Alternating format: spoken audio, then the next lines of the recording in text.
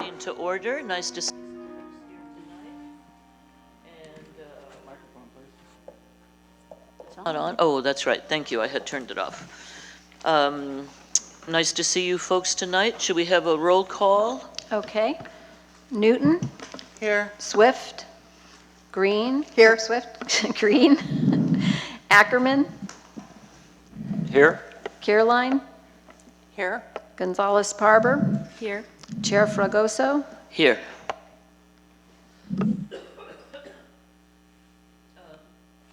Moving to approval of the agenda, are there any changes? I do see that the one consent calendar item is being continued with the approval of the owners. So we then have no consent items this evening. Any other changes? No, but you might want to just announce the address in case a neighbor showed up. Yeah. Right. Okay, so 118 Tamalpais, which is a modification of a previously approved side yard setback and encroachment permit for a retaining wall and stairway, has been continued. Do we have a date certain? Will that be next month? March 16, the 2017 meeting. So that's next month's meeting. We will see 118 Tamalpais. So if anyone's here for that item, we won't be discussing it. But actually, since we're taking it off agenda, just a technicality, someone could make a comment about it as a public comment, right? Anything not on the agenda?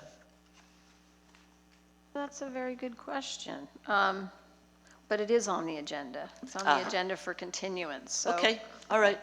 We'll let it go then. And You might want to take public comments on non-agenda items. yes, we do have a category right now for any comments people would like to make for any item that's not on our agenda. So if you have some news or comments for us, please step up, but it can't have anything to do with the agenda items. Not seeing anyone jump up there, we will move ahead then to the public hearings. The first one being 70 Manzanita Road, application 1701, request for a conditional use permit to construct an office on the first floor. Okay. Can we have the staff Yes. report? Okay, the proposed project would involve constructing a home office on the first story floor of the residence by relocating an existing bathroom adjacent to the garage to the northwest corner of the residence, constructing a hallway in the area that contained the bathroom, enclosing a 150 square foot portion of an existing deck, and adding 50 square feet of new area to the rear of the deck area to provide a 225 square foot home office. The additional square footage would not be visible from Manzanita Road. Portions of the existing residence are located within the front side and combined rear yard setbacks, but the proposed addition complies with all the requirements. The project requires the approval of a use permit because the site does not meet the minimum lot size and width requirements based on its slope. Approving a use permit for the project would not result in a grant of special privilege, as several other properties located on similarly sized parcels are located within the RS6 zone contain residences with square footages similar to that which would result from the project. The addition would not create a public nuisance because it's screened from Manzanita Road by the house, and it would be located a sufficient distance from the required setback lines.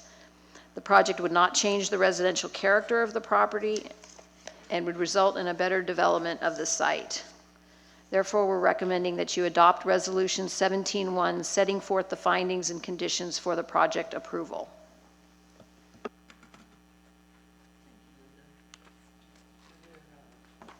Are there any questions for staff?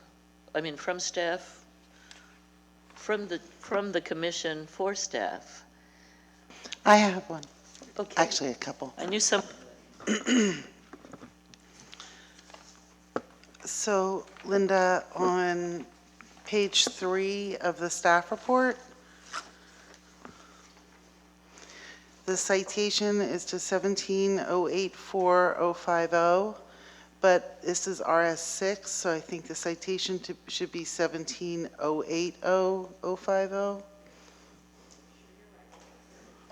I'm sure you're right, but let's just check. 17080-050.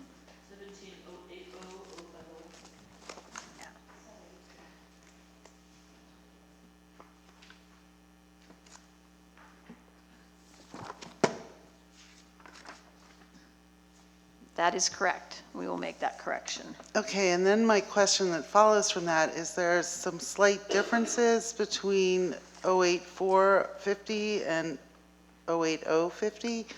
Just in subparagraph A, paragraphs B through D are the same, but A is slightly different, and I just want to make sure that the information about the minimum area, 40,000 square feet, and minimum width of 164 feet is correct under 080 and not 084. Let me just check real quick. It is correct because she's using a 48% slope, which kicks her into category B.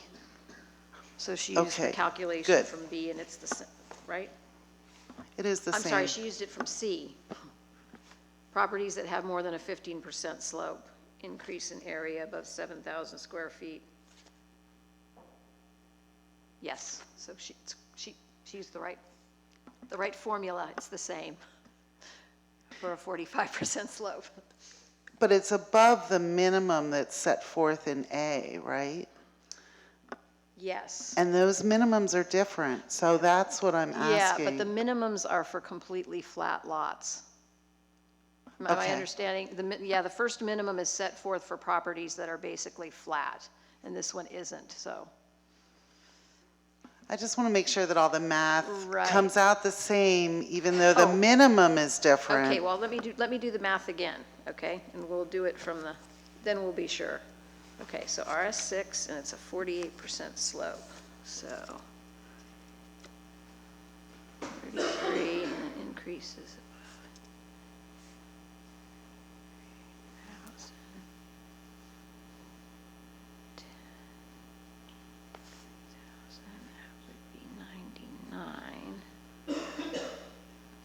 Okay, and she said, now I lost my staff report. Okay. She said, yeah, so I just did the calculation, and she said the minimum lot size is 40,000, which is the same that I got, and a width of 164 feet. So yes, she used the right one. Okay, thanks.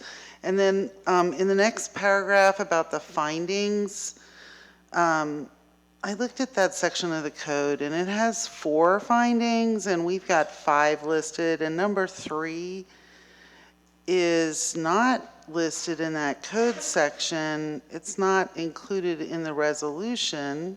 It's the implementation of the project would not result in the property or structure being out of scale with the site or out of character with neighboring properties, and that seems like some fundamental thing that we always rely on, but it wasn't in that list. Let me just take a look at the use permit. In the list of the reso, you mean? No, in Neither the list the in the resolution or in this section 17032-060.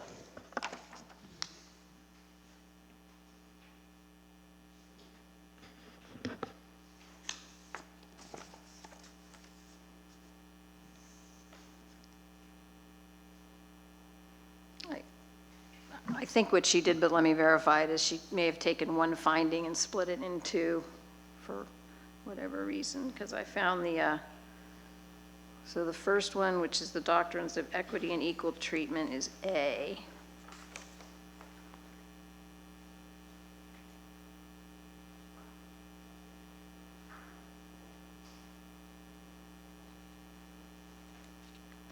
And the second one about, okay, public nuisance or,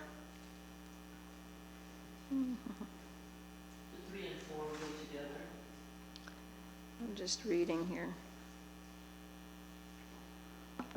I looked at it and didn't see it. That's why I'm raising it.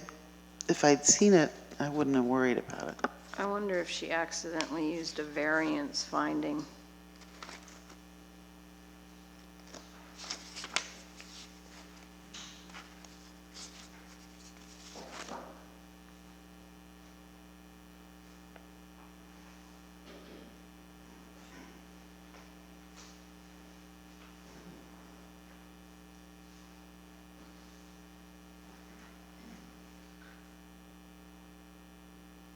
Yeah, I think what she did is she included a finding from variance as finding 4. The granting of the variance will not be detrimental to the public welfare or injurious to other properties in the vicinity. Okay, Is well, that, that's... is that the one you couldn't find in the use permit, number 2? No, number 3 is not in 032, 060. Implementation of the project would not result in the property or structure being out of scale with the site or out of character with neighboring properties. Okay, now I see what you're saying. So, we always try to include that analysis of the square footage of the house compared to homes around it. And we do that to try to show that they're not creating a house that doesn't fit in with the neighborhood. So I think she was trying to address A, which is shall not contravene the doctrines of equity and equal treatment. In other words, we aren't granting someone a much larger house than you find in the neighborhood, but I agree it's a little confusing. So if you want to just take it out. Or could we include it in the reso? But you're saying it's not in the conditional use permit Yeah, code? she's quoting that, she's saying that it's a finding in that section, and it's not a finding in that section, so it really shouldn't be in there. So. But we could add it to the reso as a superfluous finding if we wanted. That wouldn't hurt. I like that idea because it's a good guideline that we regularly use. So I'll remind you when you get to when and if you get to the reso that we want to add that somewhere, okay? And we'll take it out of this list of findings. And okay, I got another question. I'm sorry, everybody, but in the resolution, I was comparing this resolution to the one for item 4, and by the way, the one in item 4 suffers from similar issues with the findings, but we'll get there too. But that resolution had a lot more stuff. It was like 2 more pages long. It had like the hold harmless agreement and all that. Is there a reason why that one had all that stuff and this one doesn't? So I see that this one has the hold harmless, but I think this is getting to a question that I got from other commissioners. So the 22, are we talking about the 22 Meadow one, right? Yeah. That is in the landslide hazard zone 4, which is the worst landslide hazard zone that you can be in. The one at 70 Manzanita is a zone 1, which is it's the most stable site you can be in. So when a planner does a staff report, it's always kind of a judgment call how nitpicky the conditions are going to be. And I had a couple of commissioners question the use, my conditions in the 22 Meadow, whether there was really going to have to be a soils engineer involved, or could it just be a structural engineer? I don't have a problem with you guys changing the conditions. I kept it in 22 because I think it is a landslide hazard zone, and I've had issues with our town engineer when someone's building new portions of foundation attached to other portions of older foundation and settling and stuff. So, but if you think one is doesn't include something that should be included, go ahead and add it, or take it out if you think it's too stringent. Also, on item 4, is it 20 or 22 Meadow? It's on the agenda and on the staff report as 20. Yeah, it's 20. I think Okay. I'm confusing it with 22, which was the several applications. 20 Meadow requires geotechnical engineering, excavation permits, the roadways are involved. It's the construction process is much more complex. So I can certainly understand why we would have more stringent requirements there. We had a suggestion that if, if you want to go ahead and just leave it the way it is and put in a disclaimer like you've done in the past, that if so it doesn't have to come back to you, if the building official and/or the town engineer don't feel that any of these conditions are required, they have the authority to waive them. Okay, but we're getting off topic. Yeah, we're getting on a different. So I guess for you guys, as you get ready to open up for public comment, or anybody else has any questions, the hold harmless, as Linda said, is in there. It's on page 2 at the bottom, and the rest of it's on page 3. I missed that. And we could also add some language from that other finding to the first paragraph on the first page of the reso, which I think is what Linda was saying. They were trying to sort of make that fit that finding. You mean as a whereas, or as a listed under conditional uses, one through whatever? Well, we can talk about it more after Okay. we get the comments, I guess. Any other questions of staff before we open the public hearing? No. Okay, then we'll open the public hearing on 70 Manzanita Road. If anyone would like to comment, I don't know if the owner is here or if any neighbors want to comment on this project. Please step up to the mic if you do.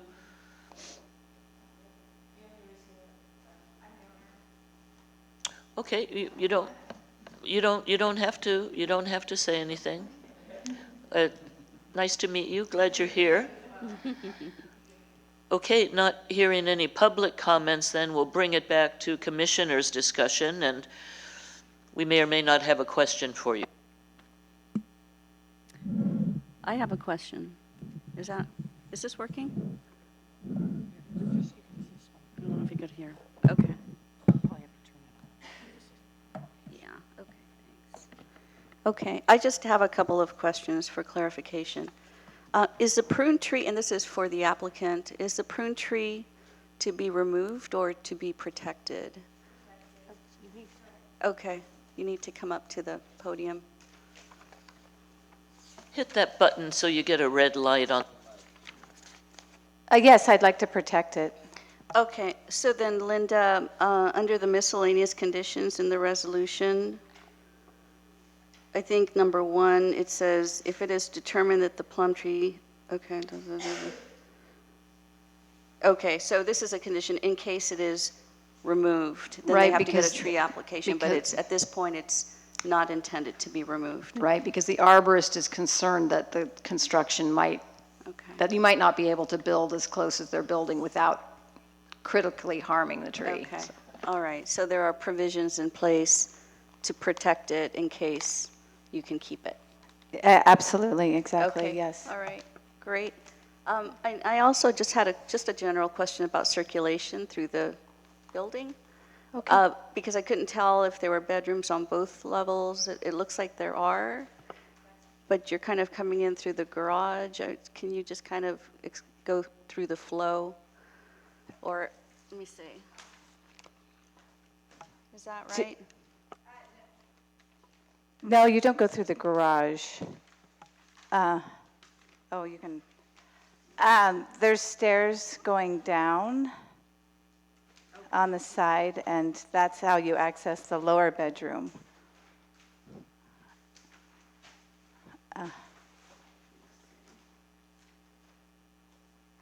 So the upper level has a bedroom and a bathroom, correct? That's correct, yes. There's Currently, okay, correct, and there's a bathroom and a bedroom downstairs. okay. Okay, I just wanted to make sure I understood how, because I know that this project is improving the flow through the space. so I just wanted That's to correct, understand. yes, Okay. exactly. Okay, great, thank you.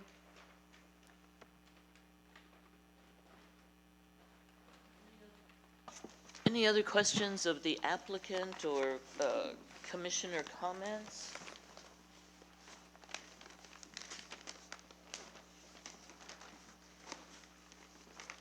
These lawns are unruly, aren't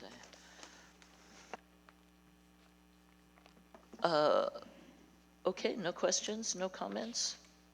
Is there a motion? If there I- are no questions? I have a question or a comment on the resolution. So on miscellaneous conditions, it talks about if the tree has to be removed, it states in there that it would require a tree permit, and there would need to be, replace the fruit tree with a native tree species in the general location of the removed tree.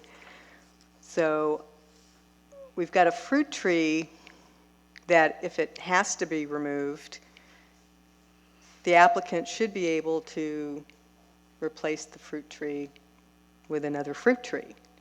But the resolution doesn't state that.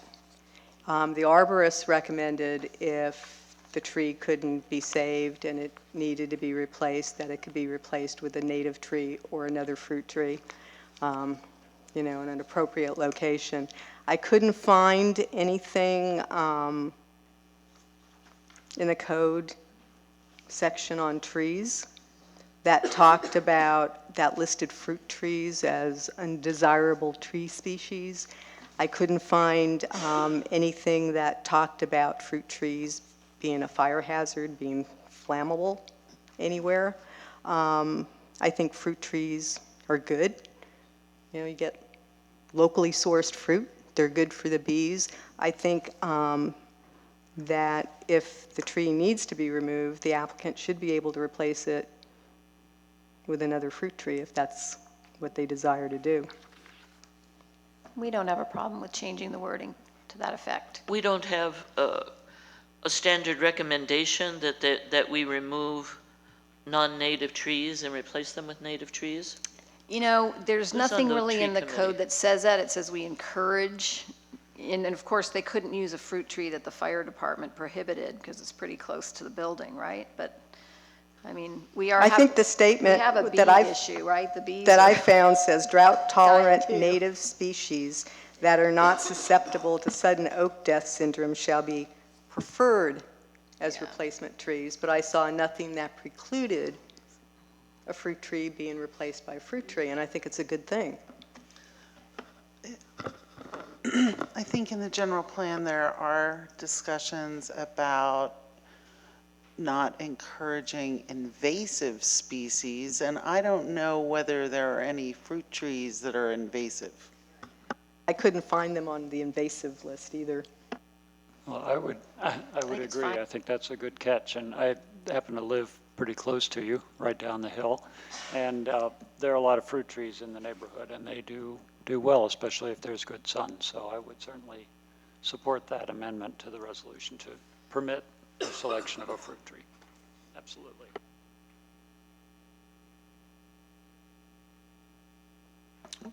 Are there any additional comments or questions on this item from commissioners? I guess in further review of condition number 1 on page 1 of the resolution about the similar in size, mass, design, and location on the site to other residential structures, and therefore does not constitute a grant of special privilege, I don't necessarily think we need to change that based on the discussion we had about the findings. We could leave the findings as they are. I think so. It's up to you I would- guys. If you wanted to I would add tend that to agree with language that. in, that might be a good place to add it, but it's up to you guys. I don't think it matters one way or the other. I think it's fine where it is. What do you guys think? Well, where it is now is in the staff report, and we've decided that it's not correct there. So I'm saying you either just leave the reso the way it is, or you can add it to that first paragraph on the first page. But what you're saying is that number 1 under the conditional use permit kind of covers that. I think it does. Yeah. That's sort of what I understood from Linda's discussion of why that snuck into the findings.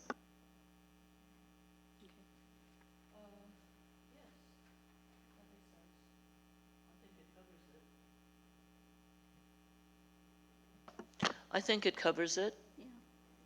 So Okay, with can we have- Cindy's recommended change to the miscellaneous conditions to add the option of a fruit tree to that first condition, I will move to approve Resolution 1702 of the Fairfax Planning Commission approving a conditional use permit to add an office and relocate a bathroom and hallway at 70 Manzanita Road.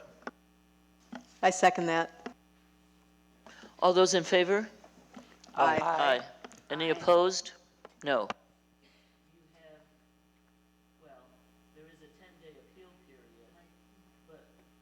There is a 10-day appeal period, but you do have your permit and your plum tree replacement. Thank you very much. Thank you.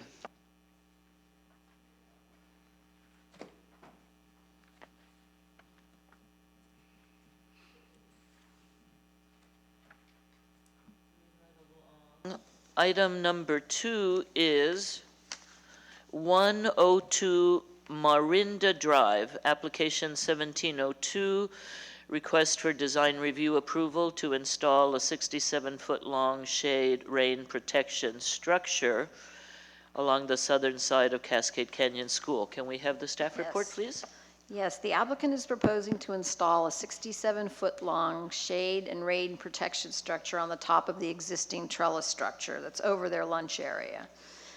The structure would be attached to the existing roof and trellis and would be comprised of transparent and galvanized metal roofing panels. So the transparent panels are immediately adjacent to the building so that light can still get in the transom windows of the school, but the galvanized metal will be over the rest to provide shade.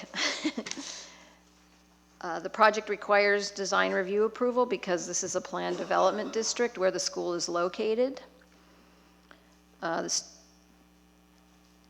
So because the structure is going to be located on the southern side of the building at a downsloping angle, staff believes that it would be visible from the second-story apartments at Bennett House.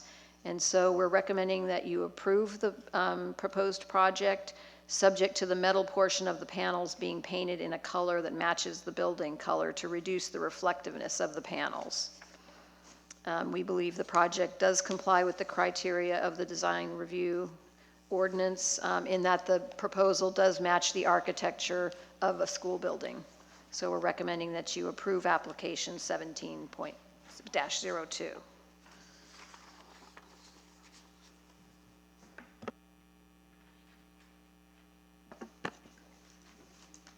I have a question just for clarification.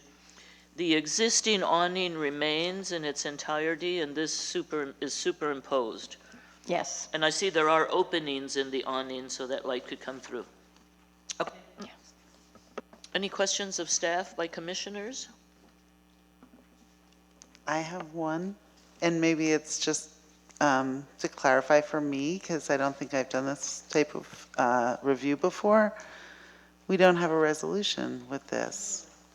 So the design review ordinance, you'll see that it doesn't have any required findings. It just says that when the Planning Commission reviews a project, you shall review it for compliance with a list of criteria. And so we've never done a resolution. We never used to do resolutions for any applications until we got a new legal attorney office.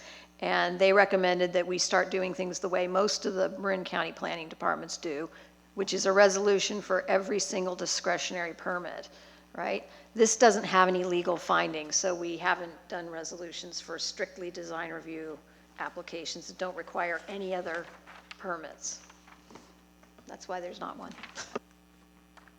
One day there might be, but So the only result of this would be captured in the minutes. and your action that you're approving the project as proposed. So it's approving the plans, and the staff report sets forth that it does, that the, you know, it matches the architecture of a school, and then the minutes, yes.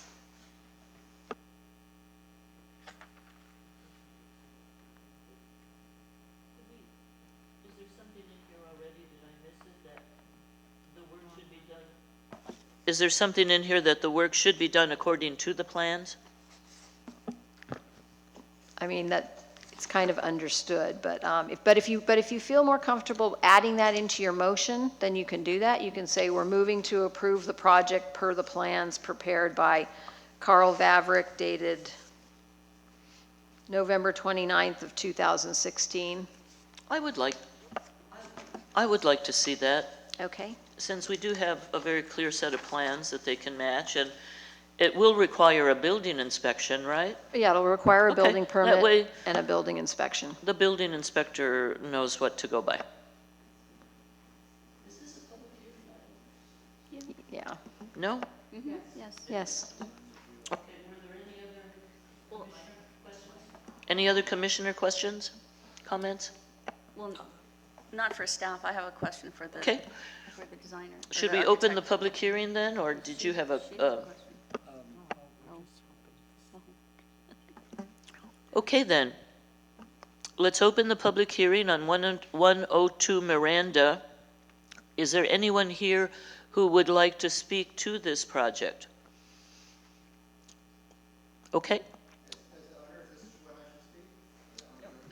Yes, Yes, if you're if the owner, this would be the time for you, if you have a comment to make. I'm sorry, if you do speak, you should come to the podium, please, and state your name. Are you guys going to continue discussion? Is that that? Yes. Your discussion's first. And then I can speak? I think you should speak, We- and then we may have questions for you. We might have some questions for you too, so.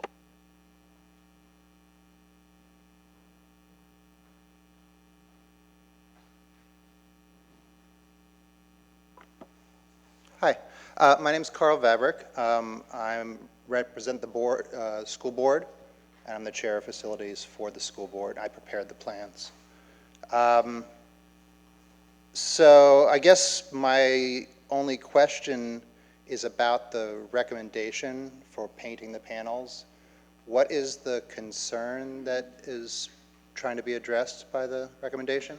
Just the reflectivity of the silver galvanized to the apartments on the second floor at Bennett House. Okay. When you say reflectiveness, do you mean like the specular reflectiveness or the brightness or? You know, I wasn't the planner that did this, but they are very silver, and I think she's talking about reflection. If you don't feel that they'll reflect. Well, so because the, I don't know if there's a way to diagram something, but the. Because it's ruffled, you're thinking that it doesn't reflect? Well, no, so the panels face south, they're inclined at about a 5-degree angle, almost due south, and Bennett House is down here, also at a lower elevation. The highest elevation of the sun is about 67 degrees, and so the reflection, if it's a specular reflection like a mirror, is going to go that direction away from Bennett House. Also, because if it's considered specular, because all the light is reflected that way, they'll actually appear dark in any other direction, as opposed to a diffuse element which reflects light in all directions. So I actually think that painting them a yellow color, like to match the wall, which does face Bennett House and the sun and reflects off of it, will actually make them more bright appearing. So I just want to know what the desire is so that I can help address, because we don't want to annoy our neighbors. We have a good relationship Right. with Bennett House. That's what we're afraid of. It's going to So, annoy the neighbors. The second-story apartments. Yeah, the photographs that are in there are taken from my height, which is probably, Are you referring to these? yeah, the photographs from the application. So that's probably like the first story. And as you can see, the profile of the metal panels that we put up there are hardly visible. They're actually blocking the glass windows, which are much more reflective. Just a couple other things to think about as you guys consider this. The yellow is the yellow of St. Rita's, the school that previously occupied the space. We intended to actually repaint the school, but we couldn't afford to repaint the whole school when we moved in. So we're probably not planning on keeping the yellow. But we would consider another color if it's available. These metal panels are pre-finished. They actually don't take added paint very well. It's a PVDF, like a polyester. It's specifically to stay clean and have water run off. And then we also have a desire to keep the students cool underneath. That's one of the primary reasons that we're doing this. And so we actually want a surface, like a cool roof surface, that reflects heat back up. We've got a lot of asphalt pavement there. It gets really hot. So we'd rather not go too dark. I also think that very dark would maybe make it more visible. Through the chair, could staff ask the applicant a question? Please do. How difficult would it be after the fact to paint it if we get complaints? Well, it would be difficult. It would, because it doesn't take paint well. It's specifically designed to not have stuff stick to it. So we could choose a color in advance. It does cost more. Oh, I see what you're saying, so they're made that way. It can be, they come pre-finished in a variety of colors, not yellow. Because I don't think she meant that it had to match the school. So it's just a color that will complement whatever color the building is going to become. So there are a couple kind of industry standard measurements for brightness or reflectiveness, depending on whether you're talking about visible light or heat.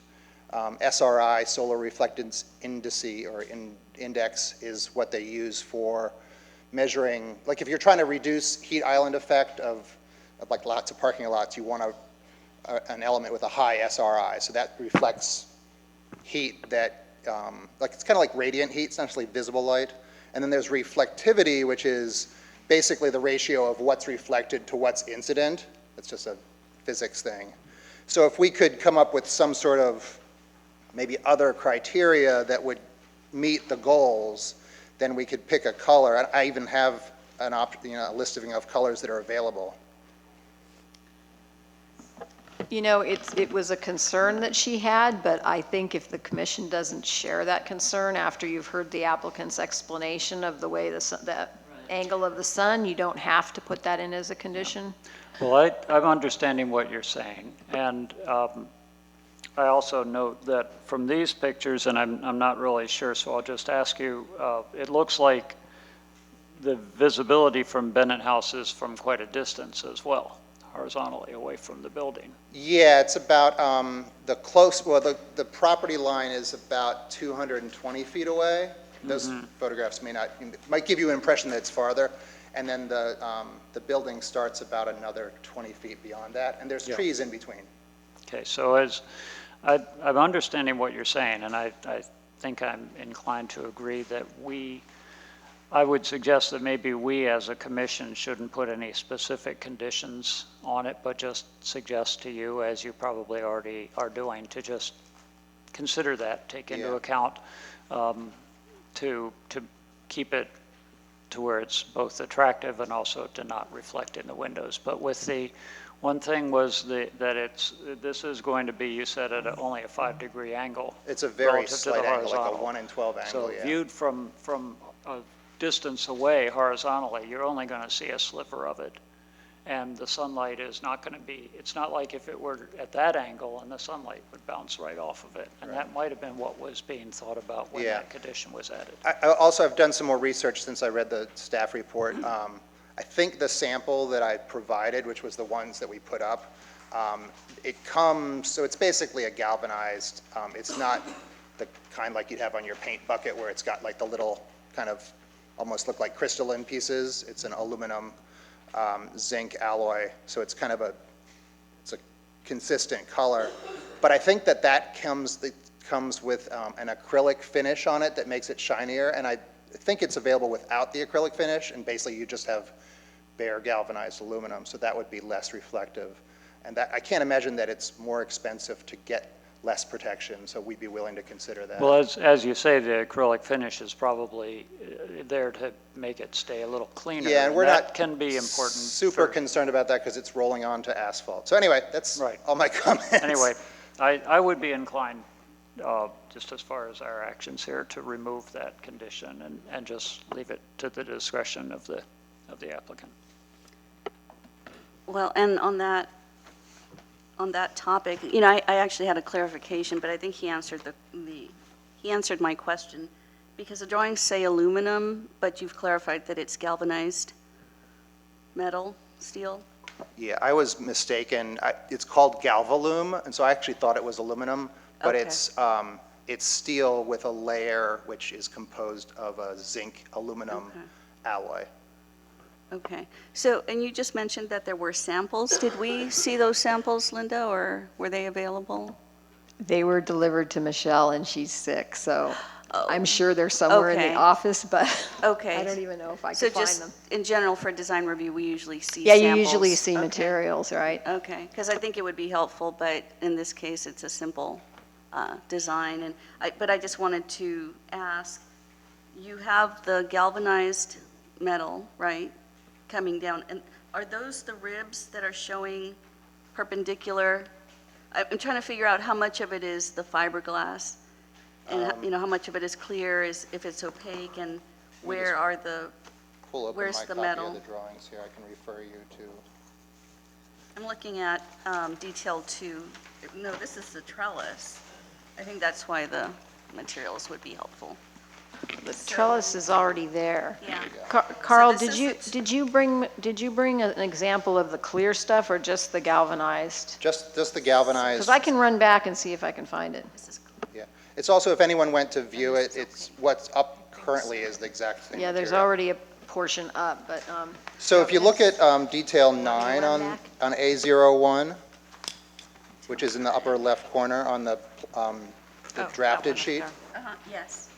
and I'm not sure how it comes out in black and white, because mine is color, but there's a strip right towards the top of the roof that's That's- kind of yellow. It might be a lighter gray in the So black and that's white clear. version. That's clear. That's the clear It's fiberglass. a translucent fiberglass, so it's kind of whitish, kind of semi-opaque.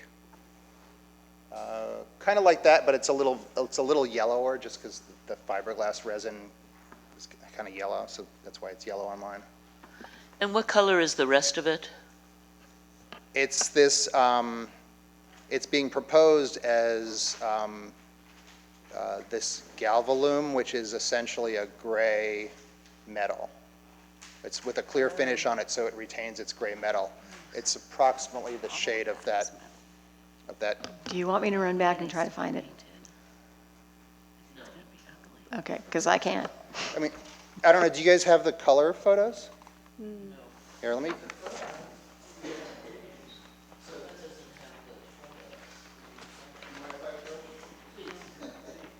So this portion right here at the end is the material. It was put up as a mock-up so that the board and the users could see what it looked like. I think it should be painted. That's a lot of metal. I didn't realize it was. There's more shine on the doors and windows on the other side. There's more shine on the doors and windows on the main building to the right of that.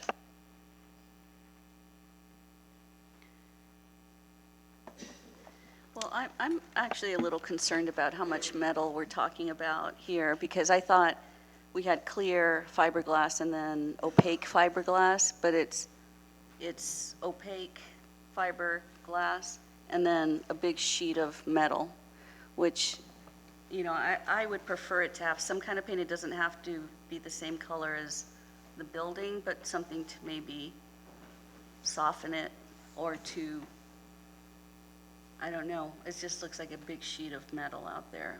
Is there any way we can tone it down? Would you be opposed to that?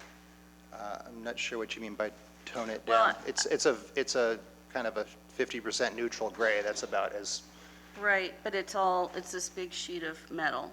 it's a corrugated. It's corrugated? Series of corrugated panels, so it has a lot of texture to it.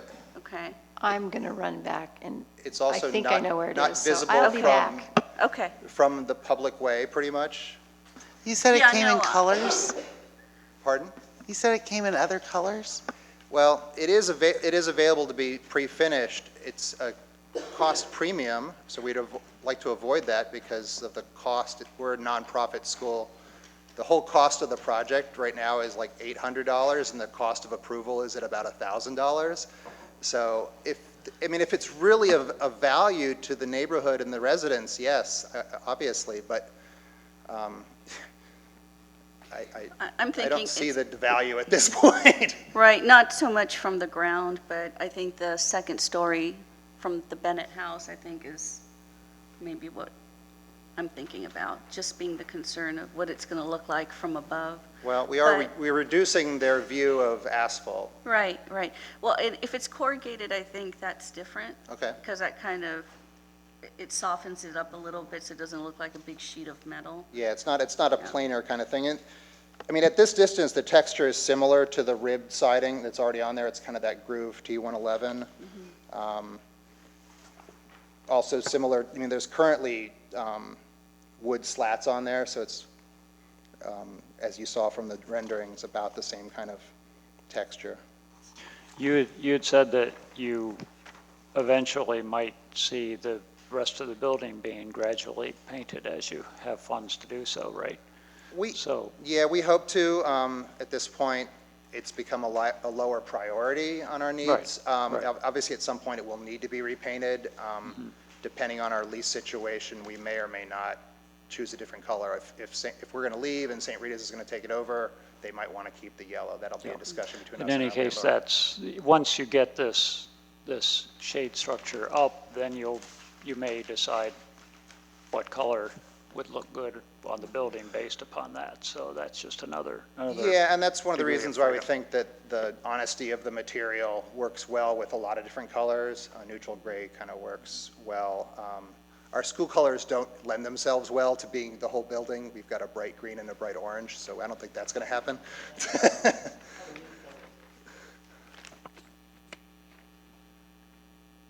Are there any other questions or comments while we're waiting for the sample to arrive?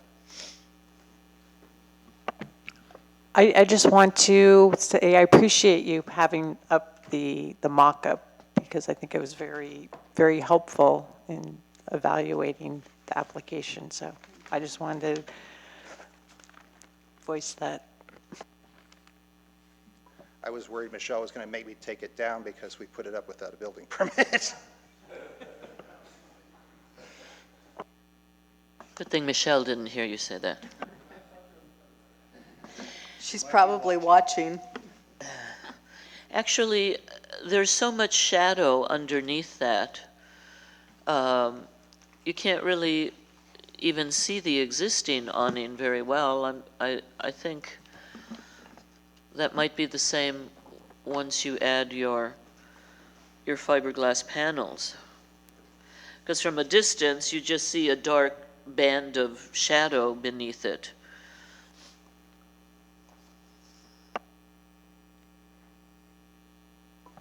Yeah, I guess, I mean, if you, again, the mock-up is on the very right of the photographs, and the metal comes down a little farther. We're trying to provide a little bit more shadow. It's a difficult spot because of the way the sun comes in. Late in the afternoon, it gets underneath there, so we are trying to provide a little more shade for the kids. Only a couple weeks of the year, it gets quite hot there.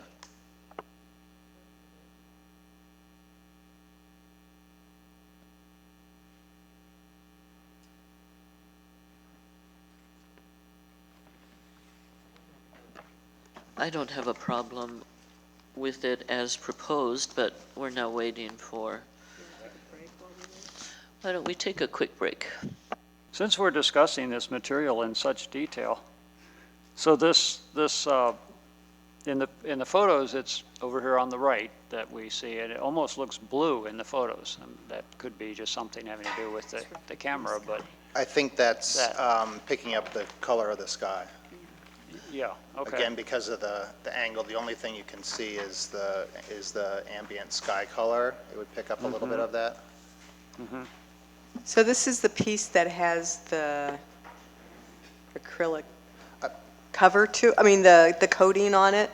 I think That you mentioned? I think so, because I think that's the standard that they sell. I didn't get a chance to talk to the manufacturer today when I found that it comes both with and without it.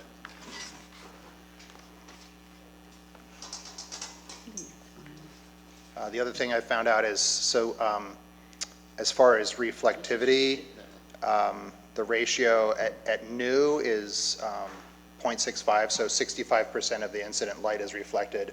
After 3 years, it goes down to 0.5, so that's a significant percentage decrease just from weathering. Any surface gets a little chalky after that much time.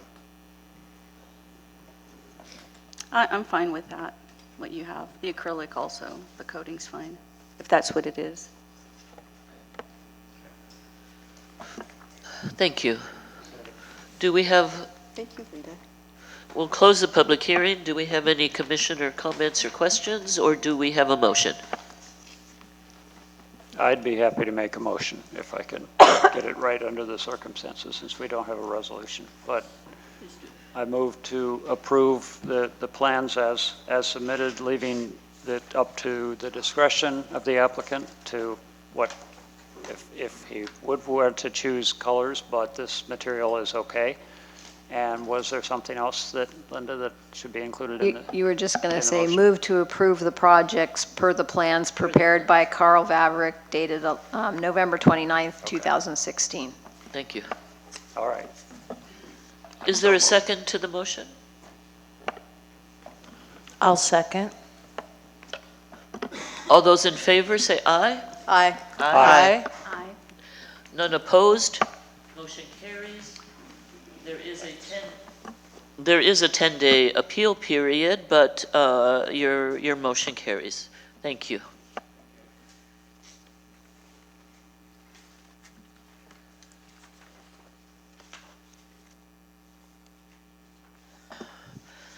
Okay, we're moving on to 20 Meadow Way. Request for a use permit to remodel 813 square feet and construct a 157 square foot addition to an existing 2,334 square foot, 3-bedroom, 2-bath, single-family residence, increasing it to 2,491 square feet, 3-bedroom, 3-bath. Staff report, please.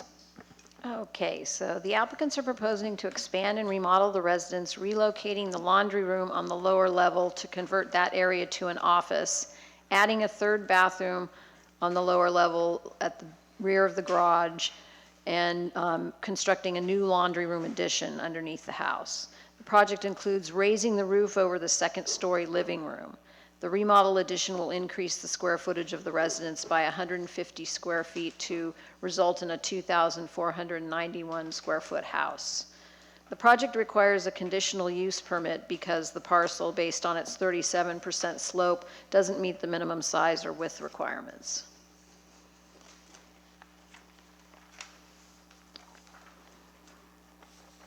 Okay, so we have the same issue with the findings. So I think I'm just going to quote the section and say, and so we're just going to, in order to approve a use permit, the Planning Commission needs to make 4 findings that are contained in Town Code Section 17.032.060.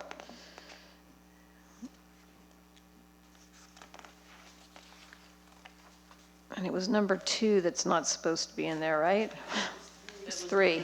Okay. We're going to delete number 3 because we talk about how the house complies. So, so we have to make 4 findings to be able to recommend approval. And staff has done an analysis of other homes in the neighborhood on similar sized and sloped properties.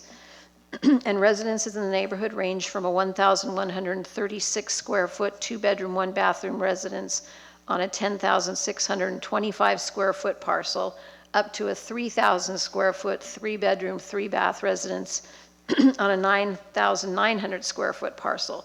Therefore, increasing this residence to 2,491 square feet with 3 bedrooms and 3 baths doesn't create a house that's out of character with what you find throughout the neighborhood. And based on our ability to make the required findings, we're recommending that you approve application 17.04 by adopting resolution number 1705, setting forth the findings and conditions for the project approval.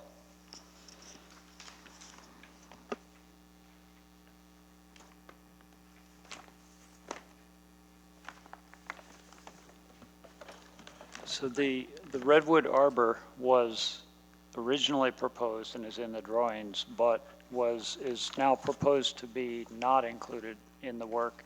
Can you explain?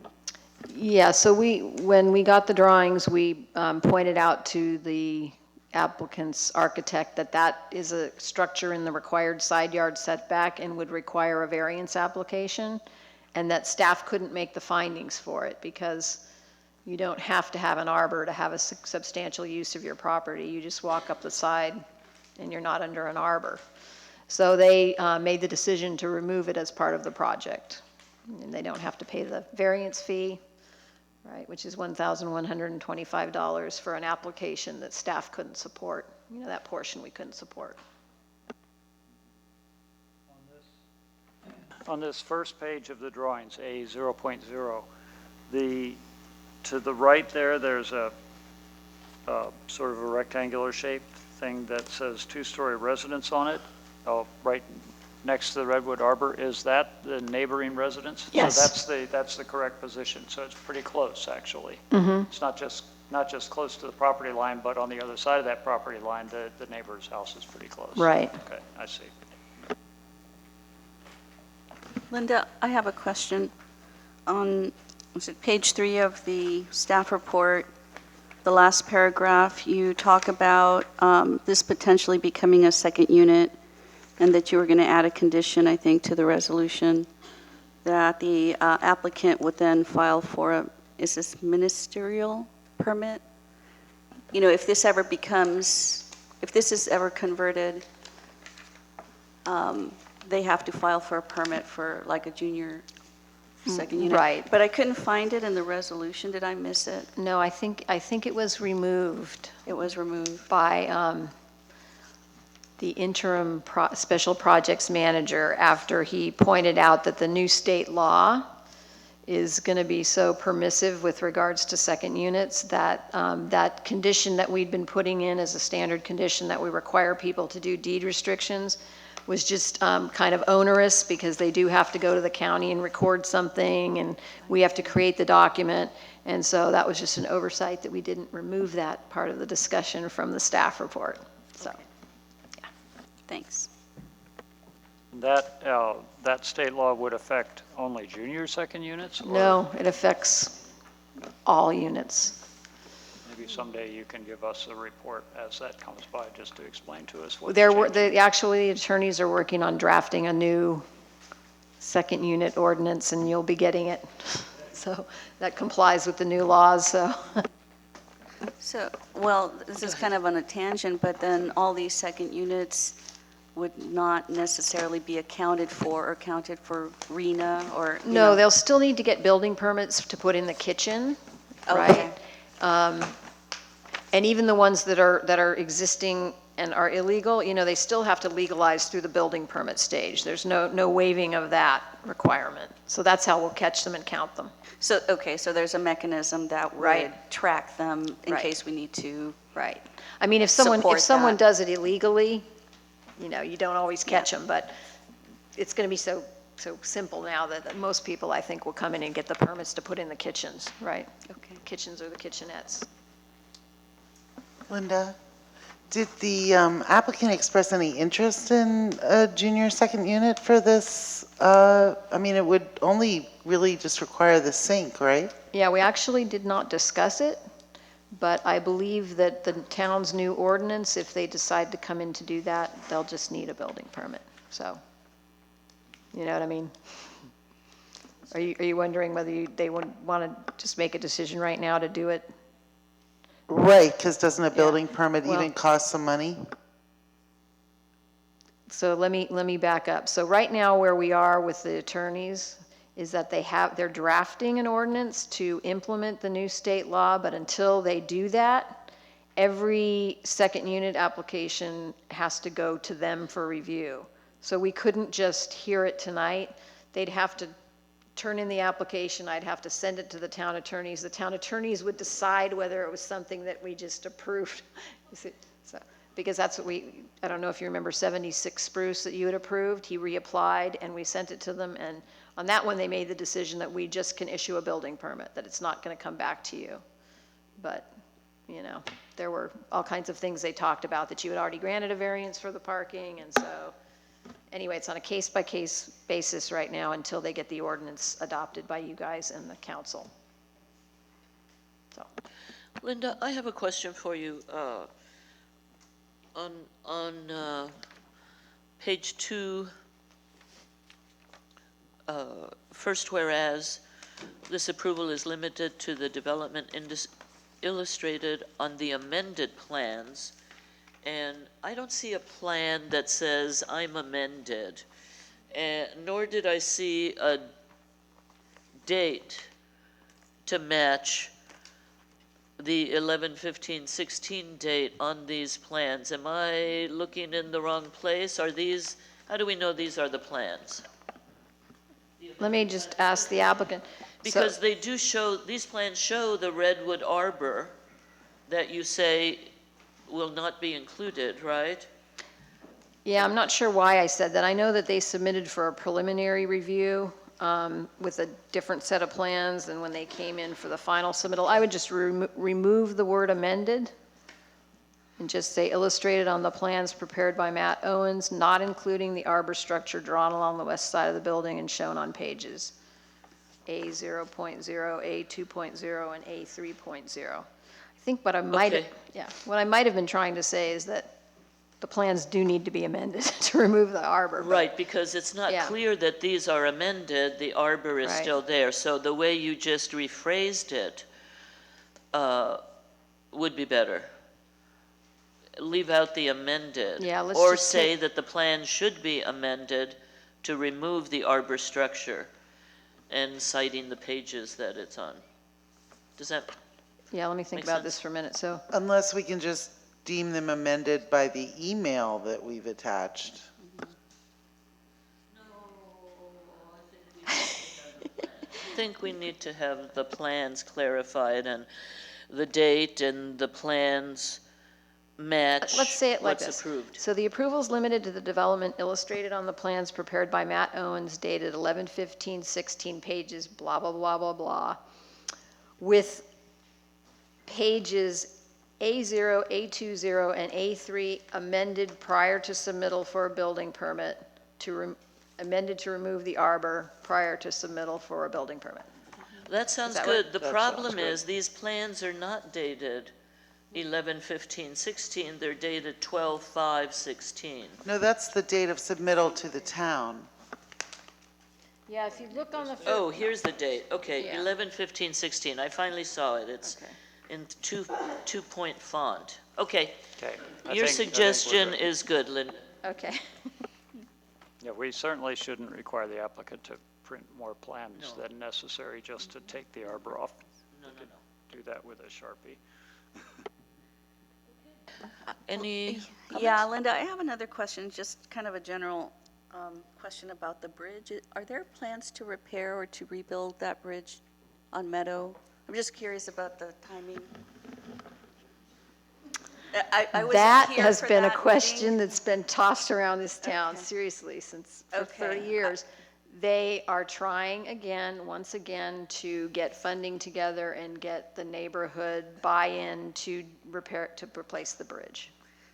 So this Some might- people are in this- favor of it, some people are not. So this might be constructed before that happens, so it's not a timing Yeah, it's not issue. anything that's scheduled to start construction in a few months, right? Okay. So, yeah. Okay, thanks. question, though? Any other comments? If not, is there a motion? Well, public. Oh, Public.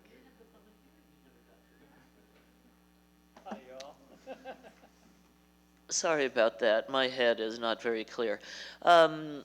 Is there anyone from the public who would like to talk about this project at 20 Meadow Way? Please step up to the mic.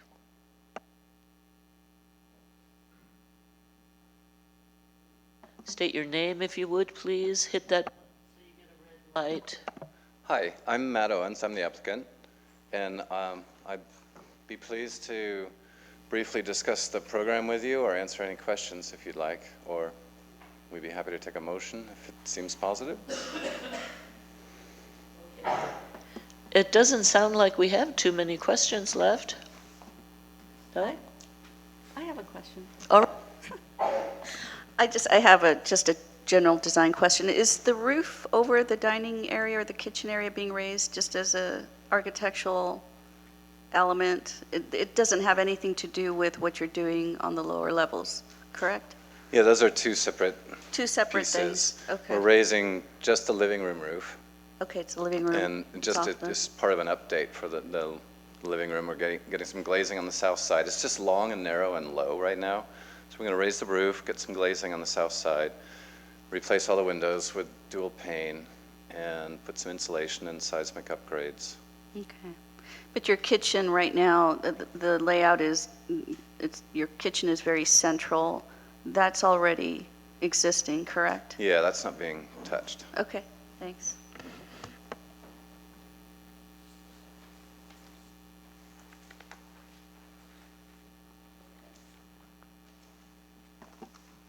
Looks like a nice improvement. Any other questions or comments, or is there a motion? Well, Linda, did you have any more information about the question I asked you earlier? No, I didn't, was unable to track down the building official because he's been doing his public works manager. He's been just out of the office dealing with flooding, and so I was not able to get your question answered. But I have no problem with the amendment that you recommend, that you were considering, asking the commission to consider, so. Please tell us. Well, Mimi was on the right, when she raised the questions earlier about why the conditions were different for Manzanita versus this project, because I actually thought that the Manzanita project, because it was an extension on the back and would be disturbing soil, would be more intrusive than this, which was already in an existing footprint. But then when Linda explained the geological hazards on the map, but I still think the fact that it's going to be contained within the footprint, that I'm not quite sure that, and I'm sure you're probably going to be working with a structural engineer on the project, that I think it should be up to the structural engineer to decide if a geotechnical report is necessary. He could decide if he would benefit from the use of a geotechnical report in order to reduce any types of load. So I just I just think we should strike Well, where you it might- says you might just- geotechnical engineer, and I think we should put like structural engineer or something. So, I mean, I think we're going to use a structural engineer to come up with your foundation design. Maybe Yes. you can describe how you're going to Can do you that part. reference which section you're talking about? Basically, section 2, on page 2 of the resolutions, where like, especially like it says E, condition E, it says grading, foundation, retaining, drainage elements shall be stamped and signed by site geotechnical engineer. I think maybe we should just say structural engineer for that part. And then on the next page, item 3, the geotechnical engineer should be on site during grading. I don't think there's going to be any grading. I mean, there will be some excavation, and I think you usually would have an inspection done by your structural engineer to make sure that everything's in conformance, so. You aren't removing portions of the retaining wall under the house to create the laundry room? The only, And having to re-pour a foundation, or? no, there's no cement work proposed other than we'll have to cut some out for the plumbing. But we are going to retain a structural engineer to review the project. And it's very common for the structural engineer to write a letter that explicitly states that we don't need a geotech on the job. So I'm He'd be fine if happy the to do commission that. wants to make those changes. That sounds appropriate. So what was the language then that you were suggesting, that We're just remove, in 2E. remove the geotechnical, in or two- have the structural engineer determine if a geotechnical is necessary? I was going to say, you can remove the geotechnical, provided that the structural engineer writes a letter or confirming that he is comfortable That a geotechnical. is not required, and ins- he can. and assessment the is not structural- required. Provided the Well, structural Laura, engineer makes a recommendation. wouldn't it be easier to just in 2E and 3A, just replace geotechnical with structural and have the structural engineer do what we were going to have the geotechnical engineer do? Can't we just do that? It comes up a couple places. It's 2E, 3A. I think it's also referenced in 4. Yeah, and 4, it contains the section about submitting written certification. So the conditions just require that the structural engineer inspect, kind of do, the building official goes out and inspects, but he can't always go out as often as, and so this is just saying that you want the structural engineer to be on site when things are occurring. Right? Is that a problem, or? Normally, the structural engineer will do, I think you stated it somewhere else, like a field check. They come and do an inspection before, at the time Mark would come as well, just, before, they pour concrete and all Right, that, so- just to make sure everything was done according to plans. So I don't think there's not going to be any grading. So I think that part, the geotechnical and should be on site during grading So then we process. would, I think that so we would needs to be remove stricken. A. We would remove 3A, correct? Yes. But, yeah, because it looks like But keep whatever 4. 3B should be kept, because they Right. talk about prior to concrete form inspection, the geotechnical, that should become, well, I just strike geotechnical because it does say structural engineer there.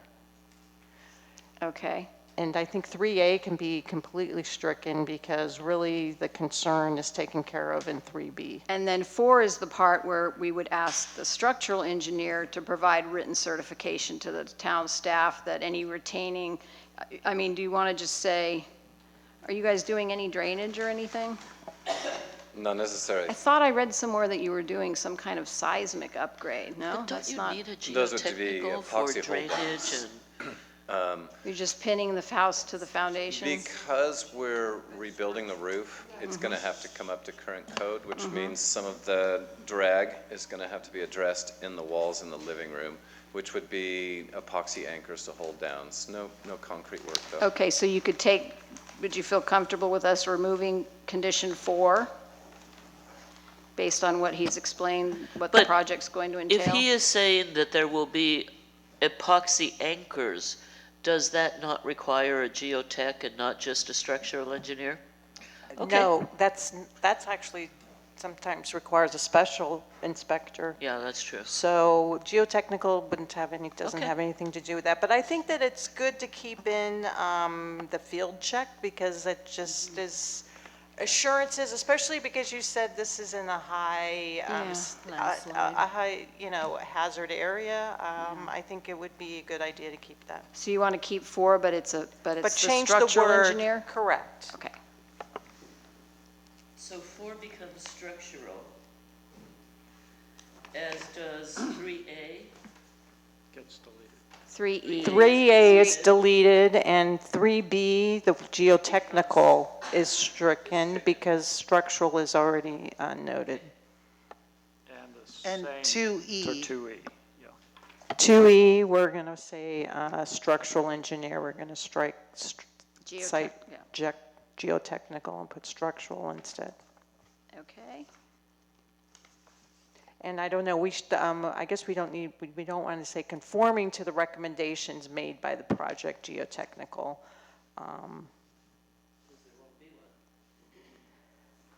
We'll just say conformance with the building plans and structural plans, correct? Sorry, what section is that? We're in 4, right? Oh, we're in 2E? I thought we were in 4. 2E on page 4? Page 2. We should just say, the grading, foundation, retaining, and drainage elements shall be stamped and signed by the structural engineer. Okay, and delete the last Period. part. Got Yes. Okay. I'm going to keep this one to review it when that reso comes around.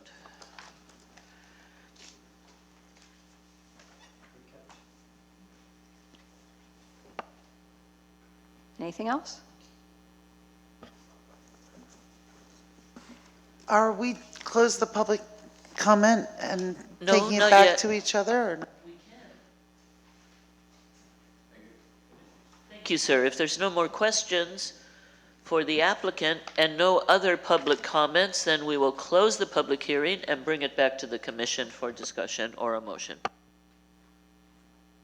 Well, I'm going to go back to my weird little issue about the findings. And in this one, on page 1, under the paragraphs 1 through 6, under conditional use permit of the resolution,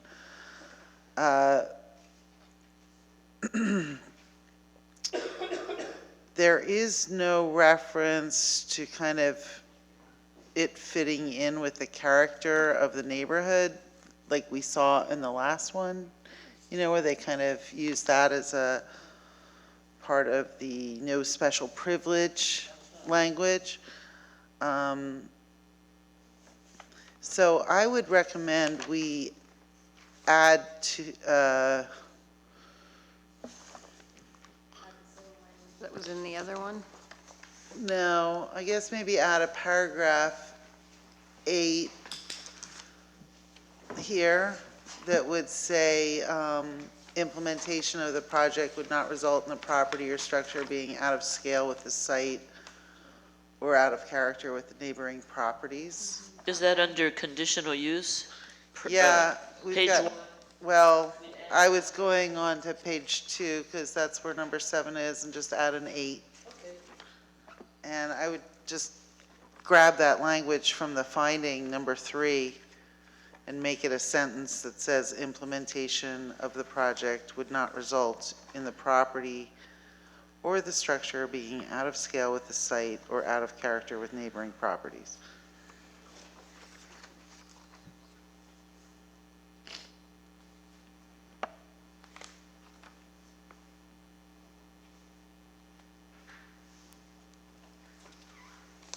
Okay. Do commissioners think it would be helpful if we review these findings for different projects and take a look at them, not now, at another time, and check that language?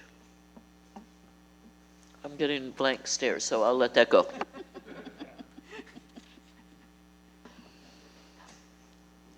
I think the situation has been created because we had a standard set of conditions that were created over time and they were supposed to be general.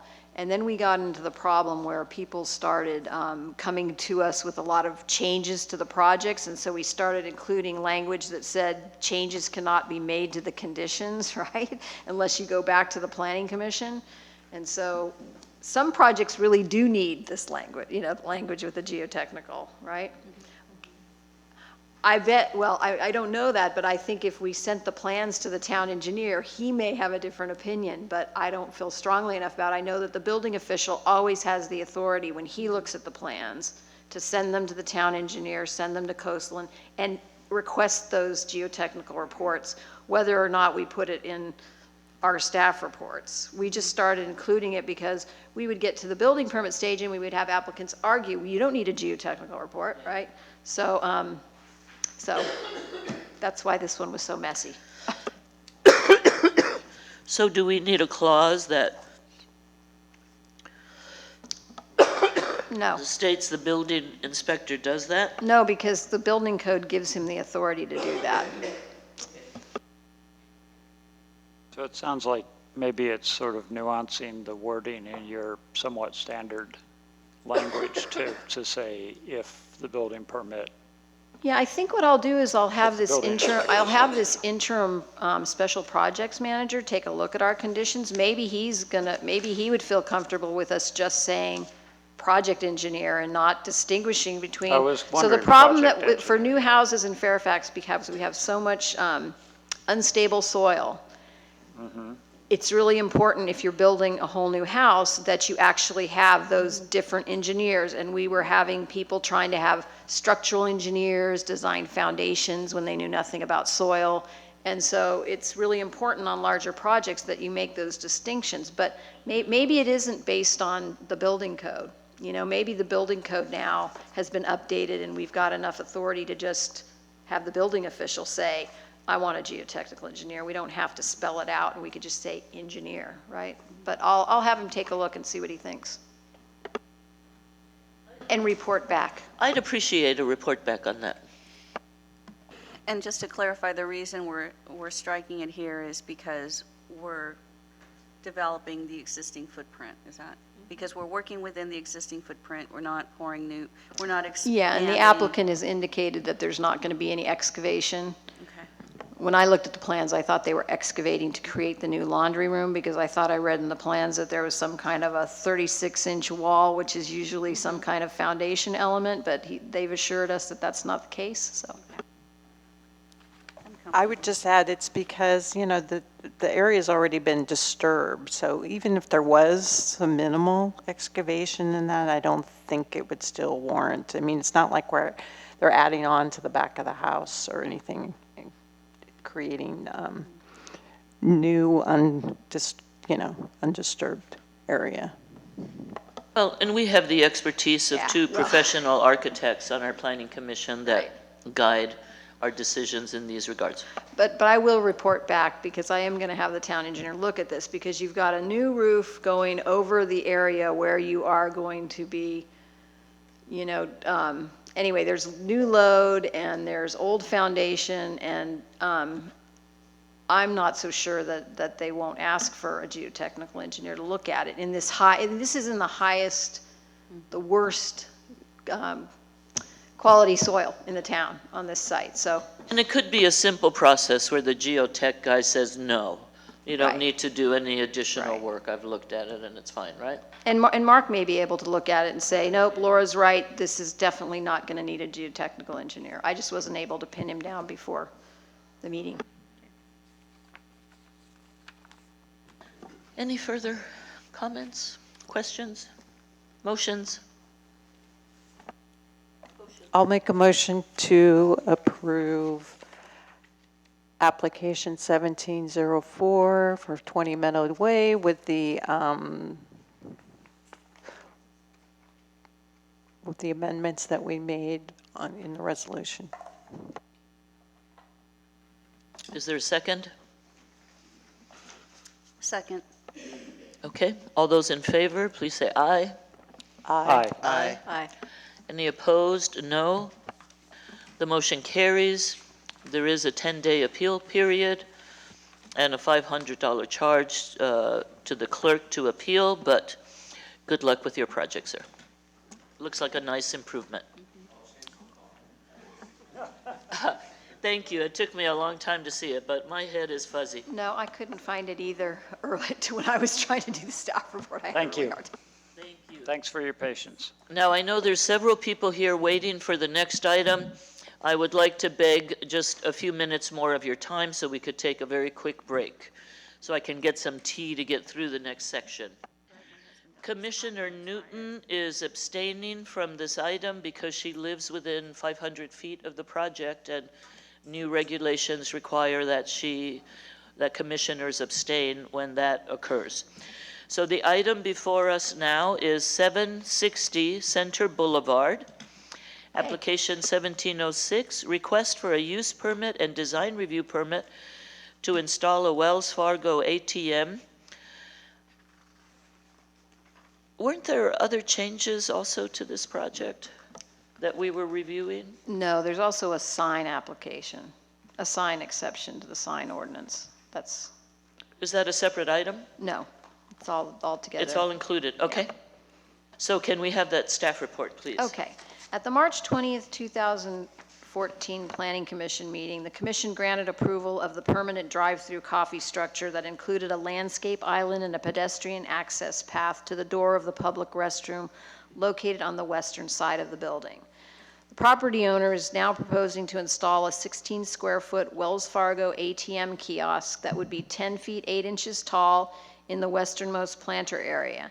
The upper portion of the kiosk would be red, internally illuminated, and would display the Wells Fargo sign copy in yellow on all 4 sides. The sign copy would also be internally illuminated.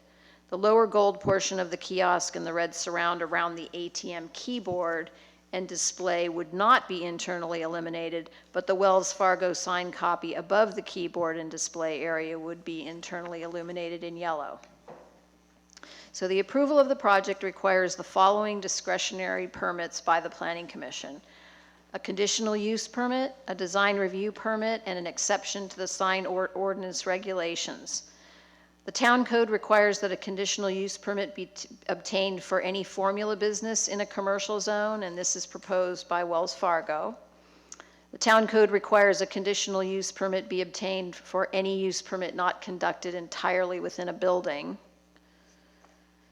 So we requested some information from the applicants, and we determined that the proposed ATM would be the closest location for Wells Fargo customers in Fairfax and areas to the west to perform banking transactions, resulting in added pedestrian and vehicular visits to the site.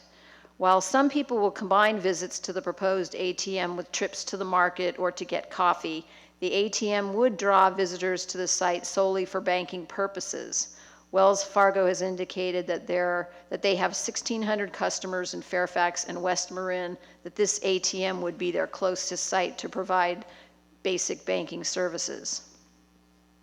Estimates for other Wells Fargo ATMs in nearby areas showed that they get roughly 69 customer visits per day. However, these ATMs also have main branches with adequate parking within the same town.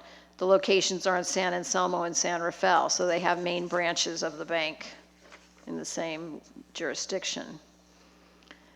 The circulation challenges of this site were discussed when the Java Hut project was reviewed. The potential of additional trips to the site generated by the kiosk increased the potential for conflicts within the parking lot and with cars and bikes traveling on Center Boulevard. The potential for this increase in conflicts was pointed out at the time by the town traffic engineer. Planning staff believes that this ATM project would just increase conflicts between cars and pedestrians in this busy parking lot. The proposed location would require users to park in designated parking spots and then travel by foot across the parking lot drive aisle and between or around cars lining up to purchase coffee and foodstuffs from the drive-through coffee shop. Staff met with the property owner and Wells Fargo representatives before the application was submitted, and we expressed these concerns. We advised the prospective applicant that staff believed there were better locations for the proposed ATM. Locating the ATM in one of the outdoor patio areas adjacent to the Good Earth grocery store or across the street in one of the outdoor pedestrian areas adjacent to the Fair Anselm Shopping Center were suggested to minimize conflicts between pedestrians and vehicles. Staff also suggested to the project architect that the kiosk could be shifted to the east side of the site, reduced in size, and be located within the outdoor seating area for the coffee shop. In order to approve a formula business within Fairfax, the commission must be able to make 6 findings. Staff believes that 2 findings that cannot be made for the project as proposed are as follows. The proposed formula business or restaurant, together with its design and improvements, will be consistent with the unique and historic village-like character of the town and preserve the unique visual appearance and shopping and dining experience for the town, for its residents and visitors. And the second one that we don't believe this project meets is if located within the town center planning area, the proposed formula business or restaurant will be consistent with the pedestrian orientation of the town center planning area. They have put in crosswalks in the parking lot, to try to keep people safe, but this is going to add more pedestrians, and unfortunately, pedestrians in a parking lot do not always go to a crosswalk. They're going to take the shortest distance between their car to get to that ATM. The project design is also required to comply with the design review criteria set forth in the town code and the town sign ordinance. So minor modifications of the landscape planter area would be required to accommodate the proposed kiosk improvements. Safety bollards are proposed around the kiosk, the proposed light standard, the electrical pedestal, and landscaping to protect the improvements from the parking lot vehicular traffic that passes the area and the vehicles lining up for service from the adjacent drive-through coffee establishment to the east. The landscaping proposed in this area would include native plants, drought-tolerant ground cover, grasses and shrubs that would be irrigated in compliance with Marin Municipal Water District Code Title 14, water conservation, landscaping, and irrigation. The kiosk does not have any identifiable architectural features. The color scheme and boxy design may not fit in well with the small town character the residents want to preserve, as indicated by the Town Center Element Policy TC 1-1-1, which reads as follows.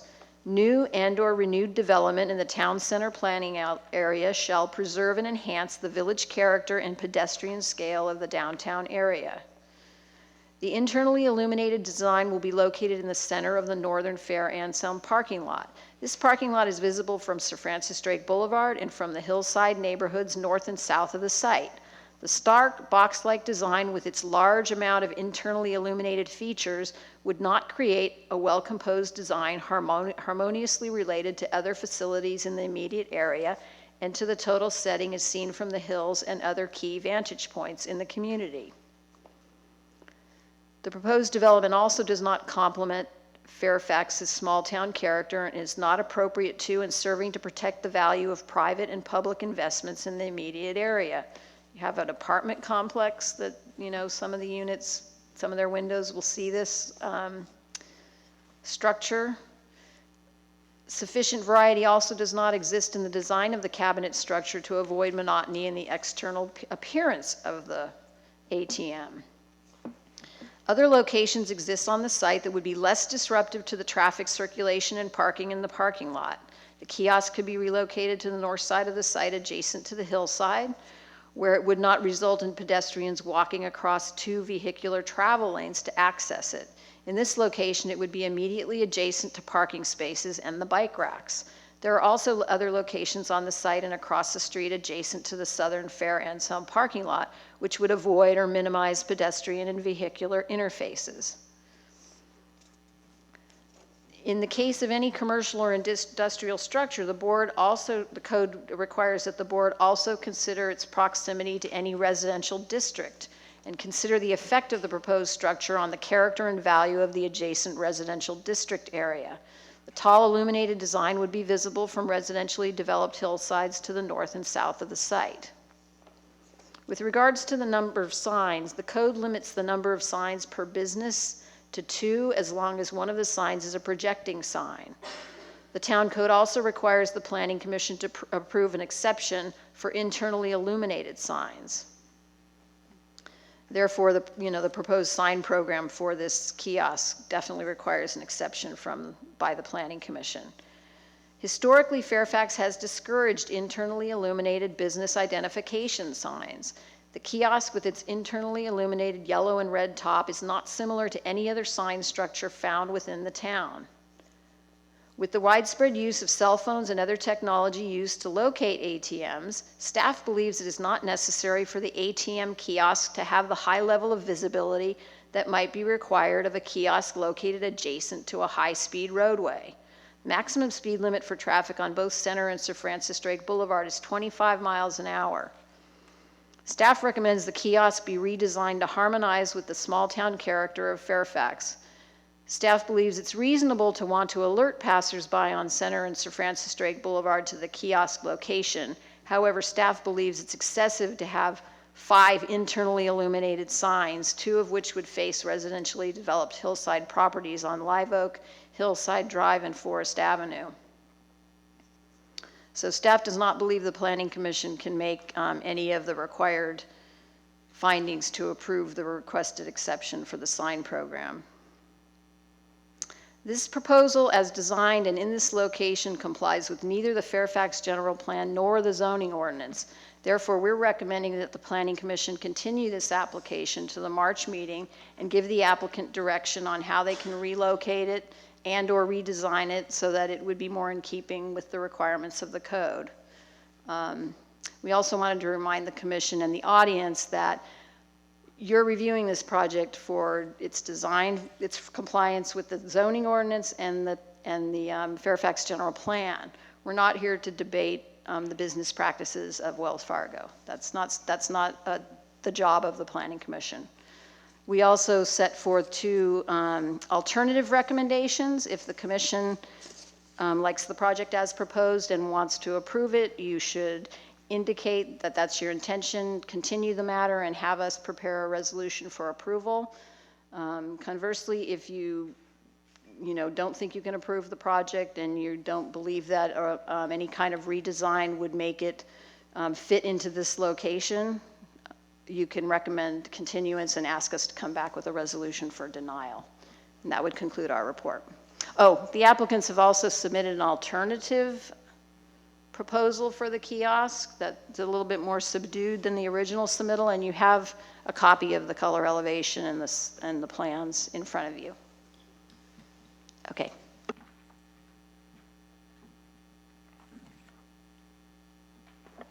Thank you. So there's a lot there. Is it fair if I summarize that 3 of the core issues you've talked about are the circulation issues and the appearance and signs, which fall both under design review and under sign ordinance, but that whole issue, the aesthetic issue, the visibility to neighboring residential areas especially, and how it fits in with the character of Fairfax. So that whole complex of issues. And then the third issue being formula business compliance. So does that kind of cover the main areas? Okay. Mm-hmm. So I guess if I could, I think at this point, we're just asking questions of staff, then we'll hear from the public and the applicant, and then we'll discuss it further. So we might discuss it further later. But with regard to the signs, this second proposal, instead of having lighted signs around all 4 sides, it would just be a lighted sign on one side, right? That's the difference. That actually wasn't clear. I just got this just like you did. So You emailed it, right? As right, well. That was the right. thing that you said. But it wasn't clear to me from their display that there wasn't going to be a lit sign on. Let's see, that would be the south-facing and the north-facing sides. Okay, well, that might be a question for the Yeah, applicant. you'd have to ask the applicant that. We'll get that. Linda, I have a quick question for you. In all other respects, is this project built to the originally submitted and approved plans? Are you talking about the Java Hut? Yes. Yeah, okay. Maybe I should go over that a little bit. There have been changes made to the Java Hut building that were not authorized by the Planning Commission. They have submitted an application. They are going to be coming back to you probably next month to get those approved. This application is not being submitted by the Java Hut. It's being submitted by the Fair Anselm property owner. So the 2 projects really aren't tied together. If they had been submitted together, it may have changed how staff reviews it, but they're being made by different applicants. But they share a parking lot and circulation. However, there was, was it in the staff report or where did I hear this, that Java Hut was in some way interested in this ATM because the owners of Java Hut do not wish to take credit cards? I don't think we used the word interested. We just wanted to point out to you that they don't take checks or credit cards. They only take cash. The reason for my question, and I'm not quite sure why they have that policy, but that's a question for them. The reason that I ask is because I try to picture, coming around to the circulation questions, someone in a car getting coffee in the line going to Java Hut, getting up to the Java Hut window, figuring out that, oh, shoot, they don't take a credit card, and I haven't carried cash since 1969, so what am I going to do? So what do? Park their car somewhere? I mean, they've got this hot cup of coffee in their hand and they can't pay for it, and the ATM is back behind them. I'm trying to picture how that works in that parking lot I in the morning. predict they will stop their car, get out, run to the ATM, and go back to their car. I don't believe that they will pull out and park and use the crosswalk to go over to the ATM. Leading a lot of other people in the parking lot to also say, oh, shoot. Right, and I They don't, didn't I carry don't know cash how they're since gonna work if the 1969. parking is full and someone wants cash. What's to stop them from pulling into that line, parking, acting like they're getting coffee? Right, they're parked in the line, they get out, they go get ATM money, and then they just shoot out into the drive aisle. I guess, is there gonna be a barricade there or just striping on the ground? Yeah, it's just striping, so people that aren't expected to be leaving the line could be leaving the line, and I That's don't- true, yes. You've got kind of and the way Java Hut is configured or planned to be configured, I'm asking this, is it that there will be two lines, one on each side, two lines of cars, one on Correct. each side going in opposite directions? That's correct, right? Yes. And so there's a lot of movements that can Yep. happen there, counting the Java Hut people who planned on going into the ATM, the Java Hut people who didn't plan to go into the ATM but discovered that they needed to, and then other people who Other come to people go just use the drive- ATM and don't even want coffee. And other people that are driving through trying to find parking just to go to the Good Earth. Not to mention Or that to go this to the is- post yes. office, right? It's, Yeah, it's kind of crazy there sometimes. I agree with all of those concerns, but I have an even greater concern, which is that I find it very difficult to even entertain this ATM application without looking at the original Java Hut improvements and the changes that have been made and proposed changes and how it fits in with this. I can't even, how can we review this? Well, can you give us any indication of how much change there is from these, or are these drawings? We the need sort of current drawings. drawings of Java Hut's plan, or are these drawings now sort of going to be changed as Java Hut changes their plan? you have the change drawings for the Java Hut in front of you, but you aren't considering them because that application is being filed by a different applicant. And that is my point, that we cannot consider this combined project that attaches a structural component to a building when we don't even know what is going to be approved for the building. But I think I would disagree with that in that looking at the location of this ATM, it's located within the footprint of the other applicant's project of the Java Hut. So it's not changing anything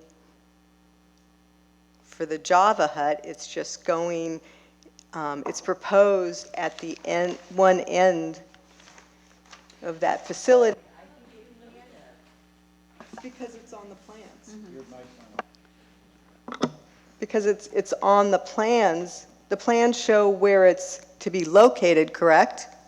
So it's hard to tell because it's just a little box in the planter and it's not labeled ATM. Exactly where it is.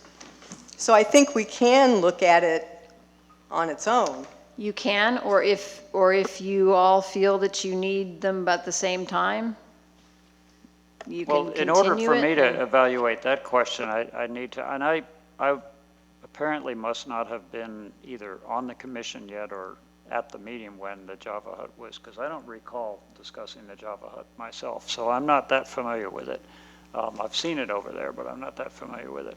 But can you give us any sort of overview of what the changes are that need to be approved so that we know how much Yeah, latitude there most of, is? so the changes are mostly like exterior design features. The only big change in the interior is that it was actually in your resolution, and the commission was pleased to discover that the Java Hut was going to provide bathrooms for the public. Well, due to interior changes that had to be made, that's no longer going to be the case. So there's not going to be a door accessing a public bathroom. It's going to be just for employees. So that removes a possible external door. Right. If that's It also approved. raises other issues, though, because, well, I don't know how far into it we should get, but there's Well, I the, mean, the there's the reason for my potential, there's the question- potential that you're going to have customers walking through the parking lot to use a restroom in the good earth. Right, more of that. Yeah, Yeah. and the reason for my question is to focus not on the Java Hut, because that's not what we're doing here tonight, but to just focus on the question that Norma just brought up, which is, is there so much in motion with regard to the Java Hut right now that we don't know whether it'll be approved? We haven't really heard the report, that we really can't consider it. That's the question I'm trying to address. That is my opinion. But I'm not sure whether that's the case. If the Java I Hut's think it's- external shape is going to stay pretty much the same, and there's nothing new at that end of the building, then you did bring up the issue of possible more pedestrian circulation. I mean, as the people run Java around Hut building looking for isn't bathrooms. changing. It's basically finished on the outside. So it's not moving or changing height or, However, it wasn't built according to the approved plans. right, by a different applicant. I mean, it's kind of its own little island. There was, the paving, the concrete work, I guess the hardscape was very similar. It just now, instead of, I can't recall exactly if we had planters or seating area back there, there's a kiosk. It was a planter Yeah, area. it was a planter area, so, That had a tree, and the Right. tree's been replaced with this Right. ATM. yeah, The problem I see with that, though, is that the Java Hut was approved with a particular assumption about the traffic that was going to be generated and the circulation. And this is a completely different wrench in that whole system that creates, I believe, safety issues that have not been addressed in any way. Well, and I think it has been addressed. I mean, this is like another layer to that dynamic that I think can be reviewed independently. And, I think just based on the report, there's enough information that would allow us to either approve it or deny it. I do not agree, but I actually can see both of your points.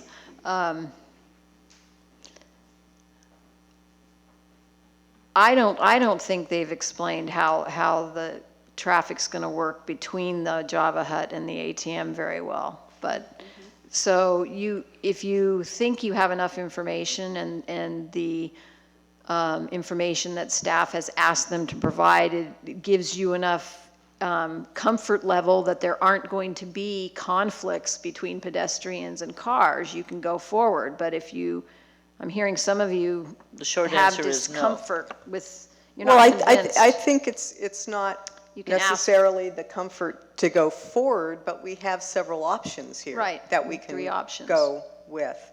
So I think we're still able to look at those options for this project on its own and get information from the applicant and Yeah, hear the You can public. continue it and ask for any additional information that you want. You can also give them direction to examine a different location, provide different plans, provide more traffic information, I have a problem with, another problem with providing alternate options for them to come back to us with. I have serious concerns about the ATM and the look and feel and the inconsistency with our town center. Well, you always have the ability, that's why we were giving you options. you may feel, based on the staff report and the information you've been given, that you know that this is not the right location for this. Then you can, if you can get a quorum of you to vote that way, you can deny it. If you can't get a quorum, you can continue it and ask for more information. If it looks like everyone's fine with the location and the design and you can get a quorum, you can vote to approve it. So you really kind of hold all the cards. The only question would be, if you're going to continue it and ask them to look at different locations, you might ask the applicant if they're willing to consider different locations. Because we already met with them and told them we thought other locations were better, and they didn't really explore any of them. They indicated why they weren't going to work. So if they're not willing to work on a redesign, then you might want to take action on the project as proposed and not drag it out, you know? So you can ask them So- what they're willing to do. Yeah, I guess I would maybe suggest at this point, well, first of all, I made a little list of 3 things, and I guess we're now adding a 4th consideration here, which is that we have some uncertainty about the Java Hut design, however that might or might not fit in. So circulation, the appearance and sign issue, and fitting into the character of Fairfax, that's the second one.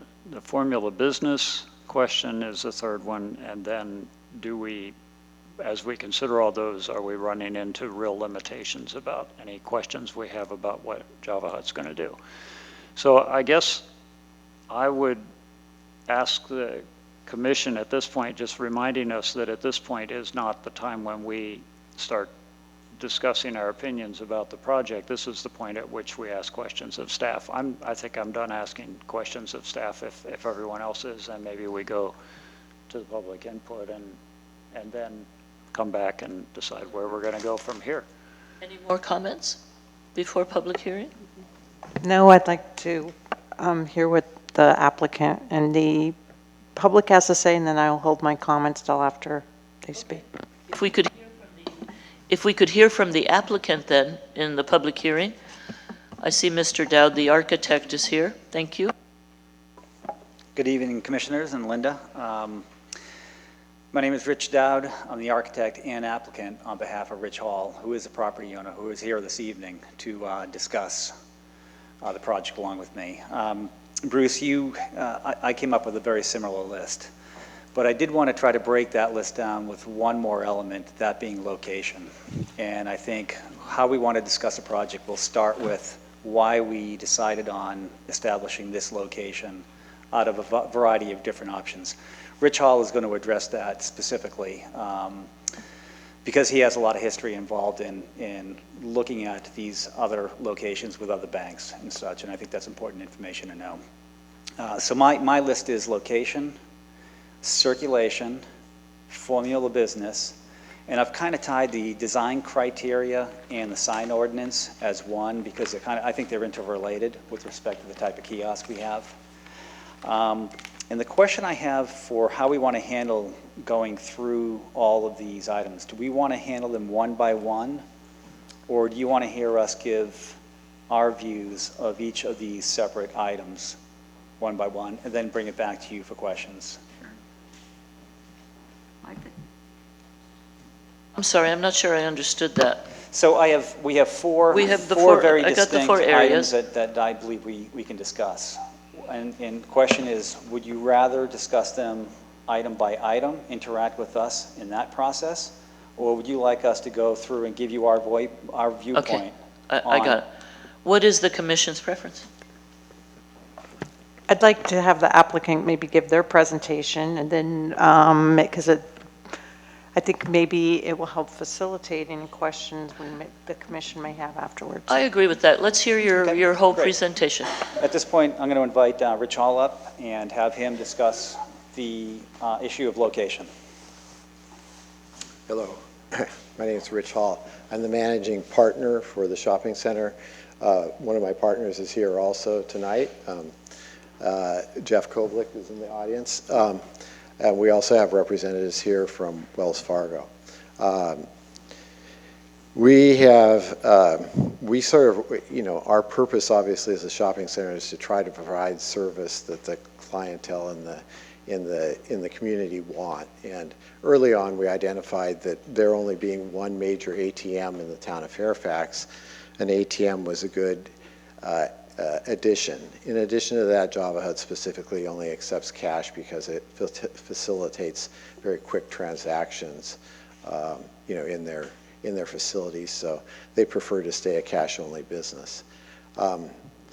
We, of course, initially always try to start local, so we had extensive conversations with Redwood Credit Union and Bank of Marin to see what their interest in locating facilities in Fairfax were. And Bank of Marin ultimately decided that they didn't choose to add a facility here. Redwood Credit Union looked at various locations throughout the shopping center. At the time the Java Hut, this was a couple years back, at the time the Java Hut redo was not on the agenda, but we looked at spaces around Good Earth, on the front of the shopping center, and in the central plaza of the shopping center. Redwood Credit Union, and we specifically really tried to get them to take the space in the central plaza because we were remodeling that area. We thought it was would work for them. They specifically declined to take those locations. The Central Plaza is a security concern because it is fairly depopulated during the evening. We require there are ordinances specifically for ATMs and the level of lighting that's required, and that was a big complication in that area, and they felt it wasn't visible enough. Excuse me, sir, could you clarify? The Central Plaza is the one across the street by the bike shop. Thank you. Yes, yes. And actually, it was right behind the bike shop where we talked about them taking it. But we also talked about on the street. The problem on the street is that the sidewalk in front of the buildings is a major thoroughfare for pedestrians and, unfortunately, frequently bikers as well. And so it's very congested, and there's some American Disabilities Act restrictions there because you have to leave a path of travel, of course, for it to be American Disabilities compliant. So it gets almost impossible for any queuing for an ATM to interface with all of that throughput that's along there. The problem with the Good Earth side is, first of all, Good Earth uses all of their space very impactffully. They would actually prefer to have more space and don't want to give up any of it to a different business. And in addition to that, although I understand the concern about the interface of pedestrians and cars, that in fact is the case everywhere in our parking lot. The Good Earth has over 1,000 customers a day. We have exactly 2 non-handicapped spaces where you don't have to walk through the aisles of the shopping center to get to the store. So we have over 1,000 customers a day, in fact, walking through the driveways, which near the Good Earth, of course, are far more congested than they are down at Java Hut. Java Hut's actually significantly, I'm out in that parking lot picking up litter, unfortunately, quite frequently. And so I see the traffic patterns, and the Good Earth has probably 5 times as much traffic in the 2 aisles adjacent to the store that all the customers have to pass through to get to the store than the people that are going to the Java Hut. And of course, we've had the Java Hut there for 23 years, and to Rick Carson, the owner's recollection, we've never had a pedestrian vehicular interaction there. And luckily, we haven't had one at Good Earth either, despite the high level of traffic and the large number of cars driving through the aisles in that location. It's just an unfortunate situation that all parking lots, people get out of their cars and walk through the traffic to get to the ATM. As a matter of fact, all of the Fairfax customers that now are going to a Wells Fargo ATM have to go to the one in San Anselmo, which of course requires walking across San Anselmo Avenue, which I would also argue is significantly more dangerous than walking to the Java Hut. So anyway, we looked at all those various locations, talked to various banks. One of the reasons why Wells Fargo was of particular interest is that they have 1,600 customers in West Marin and Fairfax. So they have in Fairfax alone, 42% of the households in Fairfax have a Wells Fargo account. all of those people are now driving to San Anselmo to do their banking. Obviously, this isn't a branch. This is just a service kiosk that's 4 feet by 4 feet, and it will hopefully and should significantly decrease the number of people that need to drive to San Anselmo to transact their banking business that can be done in an ATM. So that's so. In terms of the background, we have looked at various banks. We have looked at various locations, very extensively, and this is basically the best location that we determined would be able to service the Fairfaxians that want to take advantage of an ATM. Okay. Rich? Any questions for Rich before I continue? I think we should come back, don't you guys, with questions? We'll hold all of our questions Okay. till afterwards. Okay, great. So one of the challenges I was faced with was to take a look at the proposed location from an architectural point of view. And in looking at what we were proposing, I'm also the architect of the Job Hut, so I have a little bit of involvement with that project as well. Looking at how to incorporate the kiosk into the overall design was pretty straightforward. We had already developed a path of travel in the western part of the development that would access the bathroom that, as Linda explained, is now no longer there. So that area had already been planned to be developed with some landscaping and with a sidewalk and access path into the bathroom. Even with the bathroom going away, we'd always planned on having landscaping in that zone as well. It seemed to me that the kiosk lent itself to the grouping of the Java Hut building. It's a 4x4 structure, which is basically about this size. The original submitted plans were 10'8". This new option for the kiosk just became available literally within the last few weeks. It eliminates the cap of the structure. It reduces the height from 10'8" to 9'1", which I think is a benefit. The color change is also a little bit better in terms of being less kind of out there, and it actually will work far better with the proposed colors that we're proposing on the Java Hut. And I think that by tying the structure with a bigger structure helps to minimize the impact the kiosk would be if it was a standalone structure sitting elsewhere. This way we can take the design concepts that we have incorporated in the Java Hut, being the horizontal lines that we've incorporated with the steel that's attached to the side of the building for the awning and the trellises, and help tie the two objects together on the site based on that grouping. The other thing that we're allowed to do by trying to get it closer into the Java Hut is utilize landscaping. The same landscaping we can propose over in the landscape areas of the trellises of the Java Hut, we can incorporate back into this grouping at the west end and have it look very similar, and also help to minimize the size and impact of the kiosk. So from my point of view, I think it does work in that location. We had already had approved the path of travel going across the drive-through area with stripe markings, which is typically used as a visual cue and a visual warning that pedestrians are going to be passing through that. And that's a way to minimize people going through a parking lot too fast. One thing that I think a comment came up about how many drive aisles are being proposed, and it was mentioned that there were two. Java Hut has always had two different directions of travel throughout, I think, their history there. So that's a current existing path happening out on site. And I also want to comment on what Rich Hall said about the parking lot. It is a parking lot. People are going to park and people are going to walk through. It's going to happen.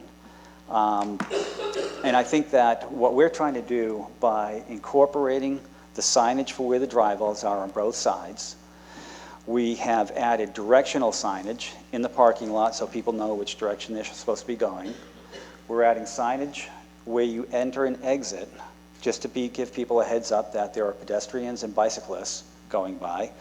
I think all the steps we have taken as part of the earlier approved project are helping to minimize what occurs down at that end of the project for people driving through to understand what paths they're supposed to be taking.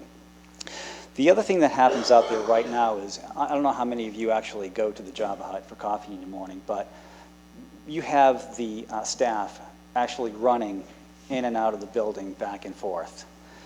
One of the things that allows them to do is to keep people moving along. And I've seen them do that. If people are sitting too long, it's impacting their ability to make a sale.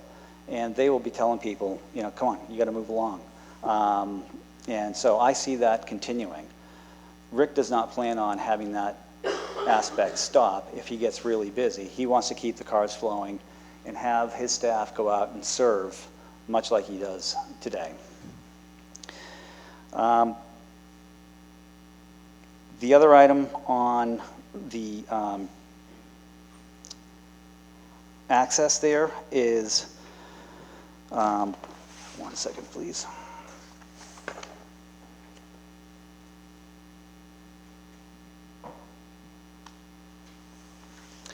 Is the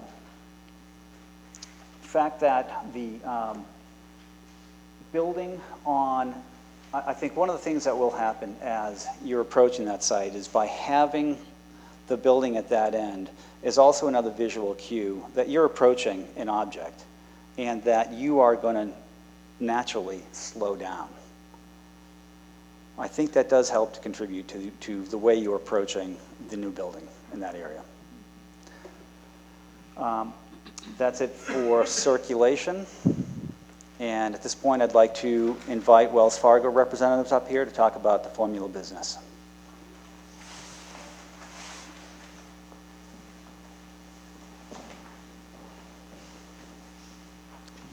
Good evening.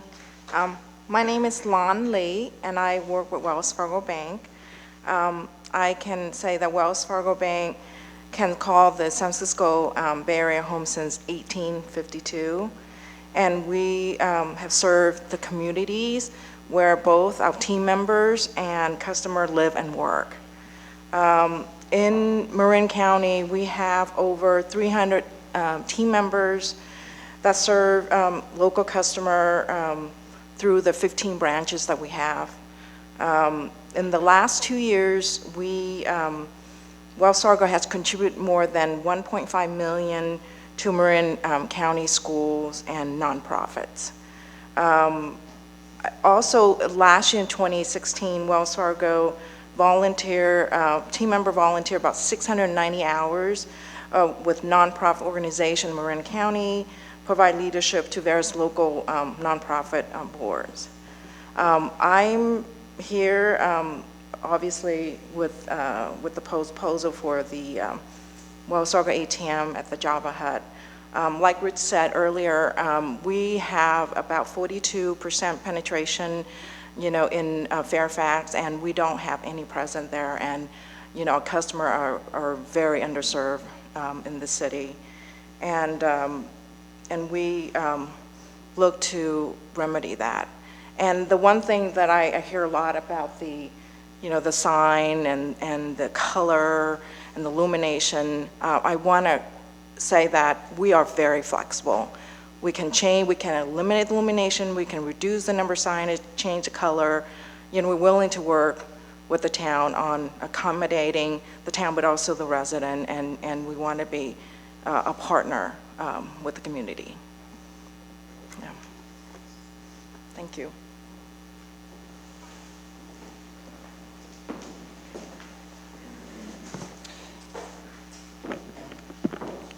That brings us, I think, to the compliance and the sign ordinance issues. And, you know, one of the things in talking to Wells Fargo, when I heard they were willing to work with the town in terms of design and deal with the signage lighting, I think that's a really good sign.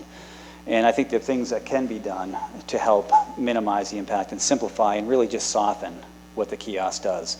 And one of the other things I missed in my last discussion about setting the location is It's in a fairly visible location, which is a positive for Wells Fargo.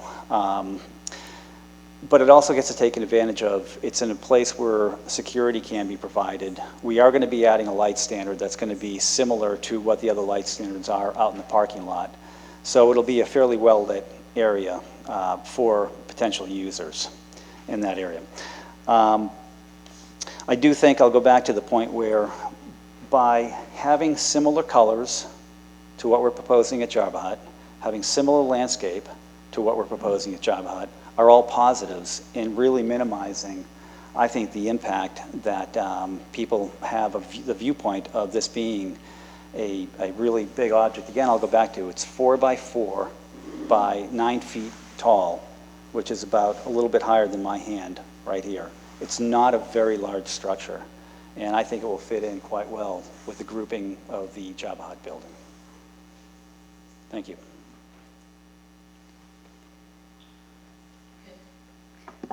Any questions of the applicant? Yes, I have a question about security cameras.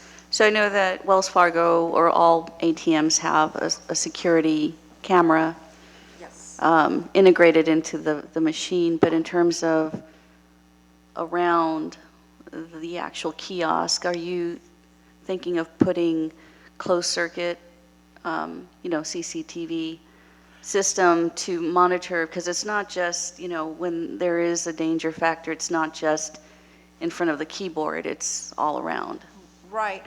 One of the requirements that we do when we install ATM is we look at CAP score. I'm not sure you're familiar with that. I think it stands for crime against property or person. And usually, if the score is really high, then security weigh in terms of what needs, in addition just to the camera that you mentioned. I can't imagine that Fairfax has a high score at all. So we're not planning to install any of that camera, but if that is something that you want us to do, again, like I said, we're flexible. We'll definitely look into that, and we'll work with the town on installing additional cameras if needed. The reason I bring that up is because, I think we're looking at this in terms of business hours, but the truth of the matter is that a lot of people use the ATM Correct. in the middle of the night when there's nobody around, and it can be a very unsafe situation.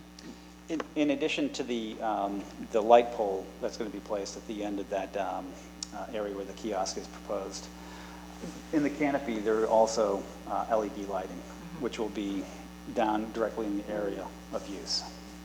Right. Also, we have to adhere by AB 244, which is relating to lighting for ATMs. So we definitely have to pass that test also. So the ATM will be very well lit around it, behind it, in front of, to the side, to comply with the ordinance. I had a question for the Wells Fargo rep. You used to have an interior ATM at the old Andronico's, which has now become a Safeway. Will that continue to have a Wells Fargo ATM in it when it changes over? I believe so. I spoke with my in-store team, and when Safeway reopen that grocery, our ATM will be operational. Yes.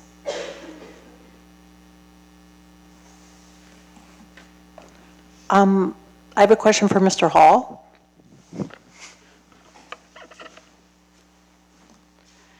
Okay, you mentioned all the different locations. Is it possible to use an area in one of the storefronts you have across the street, over at, I think in the staff report they mentioned Montecito Shopping Plaza, that has and I'm familiar with that one that has like an ATM that's kind of built into the storefront. Is that a possibility? Was that type of thing with the ones I was reviewed? describing that are across the street behind Sunshine Bikes or on the front fascia, we did envision it actually being in the building with the face of it on the building.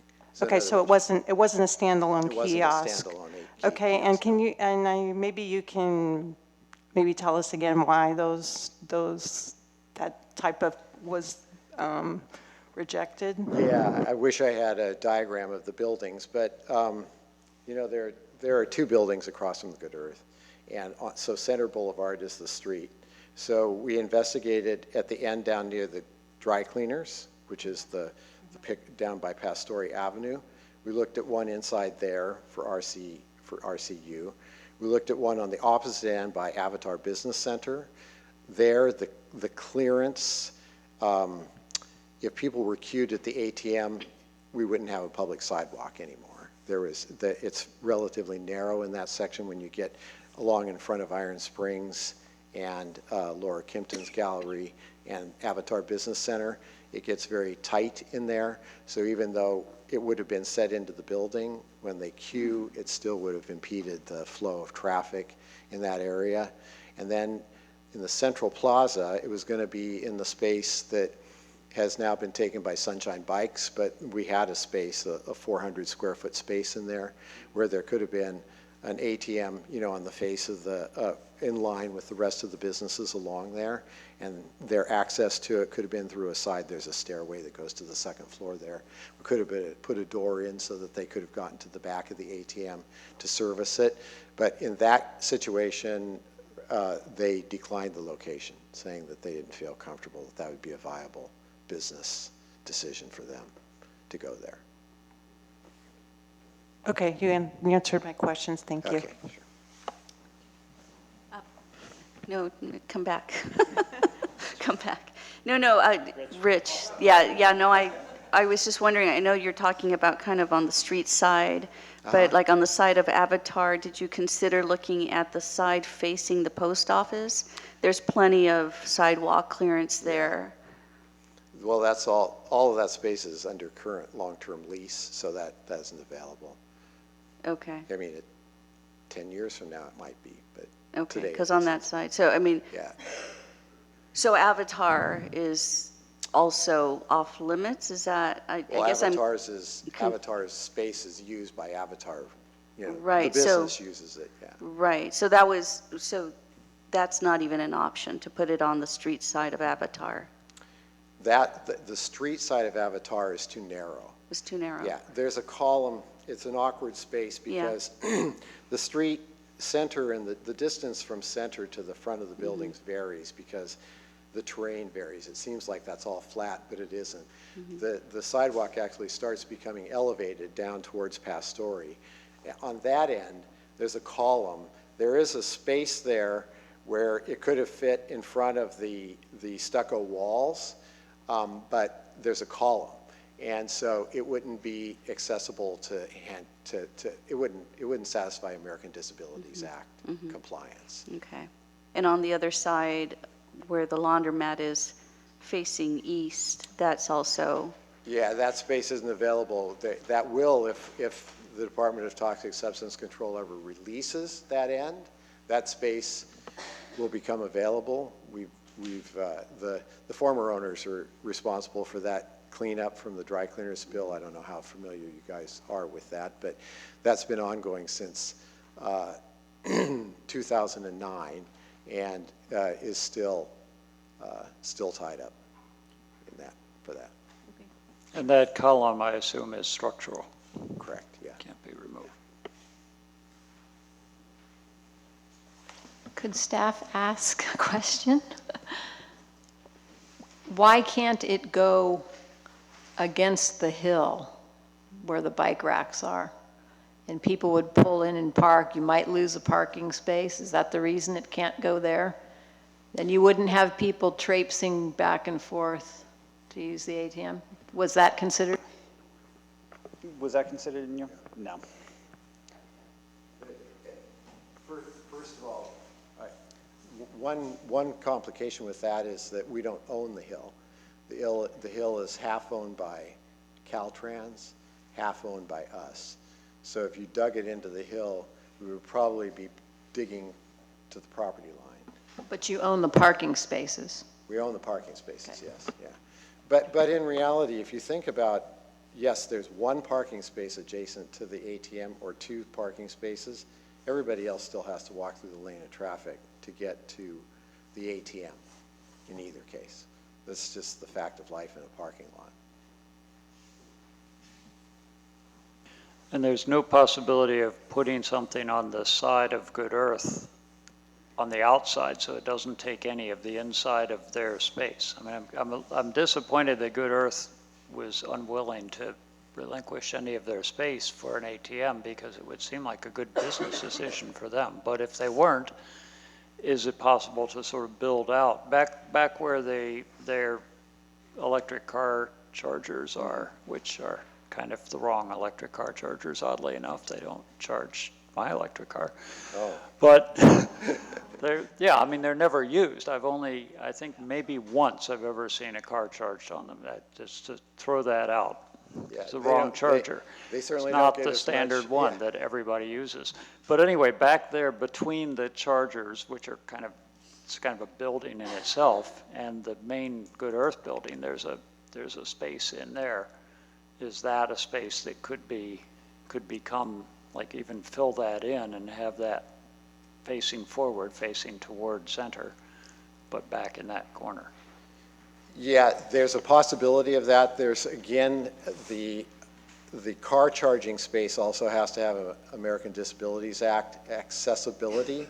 So there actually is an accessible path of travel from the electric car spaces down the side of the building to the store.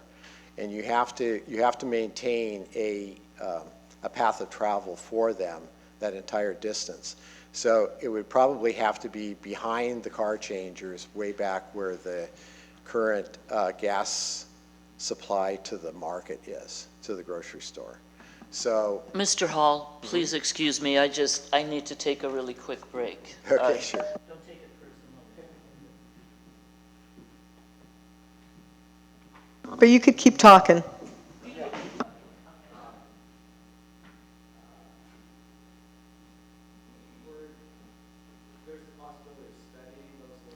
Microphone, please. You know, I don't know whether any bank would be interested in it, but there's the possibility of studying those locations.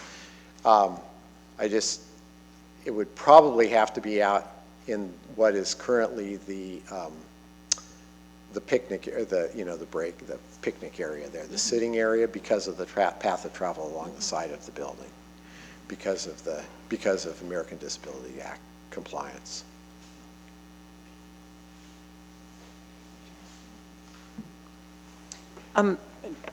One other. And if I could just add my input on that too, just thinking about having, in my opinion, it would seem to be that having the kiosk as its own standalone item, as opposed to try to connect it into another structure, is going to be, is not going to be as successful.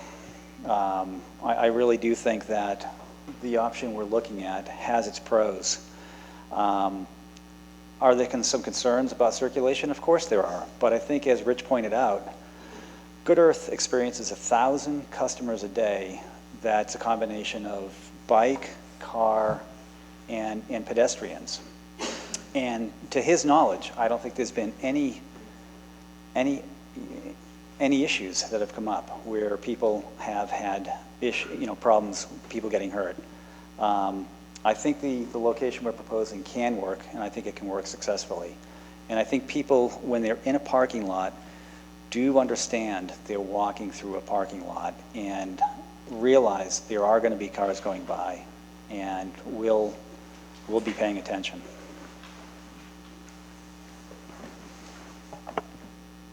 I had a question, and I know maybe Mr. Hall might be the right person, but maybe Rich would.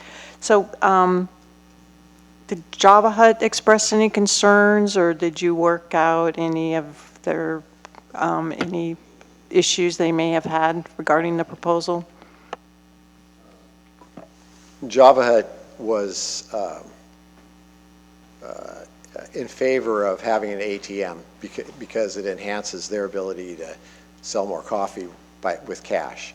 And of course, it creates more traffic as well. You know, what % of the customers that walk, bike, or drive to this ATM that may also stop off to buy a drink is, you know, an enhancement for them. So they were supportive of an ATM at next to them.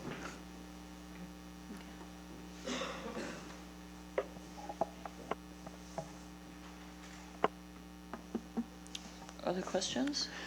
I guess I could ask a question of the Wells Fargo representative.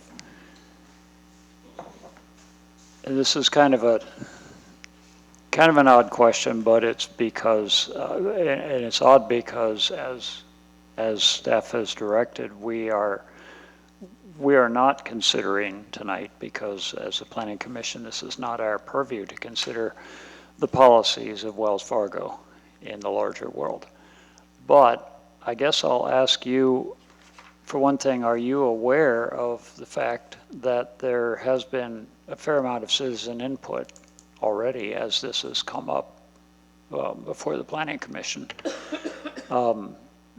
With that regard, I mean, citizens don't necessarily distinguish between what the Planning Commission can consider as findings and what they can't. And so there's a lot of input that's come in. Some of it has been on the side of saying that, of a citizen saying that they do banking with Wells Fargo and they would appreciate being able to not have to go to San Anselmo to get to the next ATM. But a lot of other, probably the majority of the input that I've seen has been with regard to some of the recent concerns about Wells Fargo's business practice. And so I'm wondering, how does that affect Wells Fargo's intention to locate an ATM in Fairfax or any other ATMs in this area? Microphone, please. Thank you. Well, first of all, I want to say that I don't work in the business operations of the bank. My group handle corporate real estate for the bank, meaning we handle branches, ATMs, so forth. And I mean, I was just as disheartened like anybody else when I heard the news what Wells Fargo did. And I'm not going to make any excuses for them. And yes, you know, we have the staff report. I you know, have a copy of the staff report, and I read through them, and I saw the views of the residents. And Rich here also mentioned that Linda shared with him more since this evening, and I'm aware of that.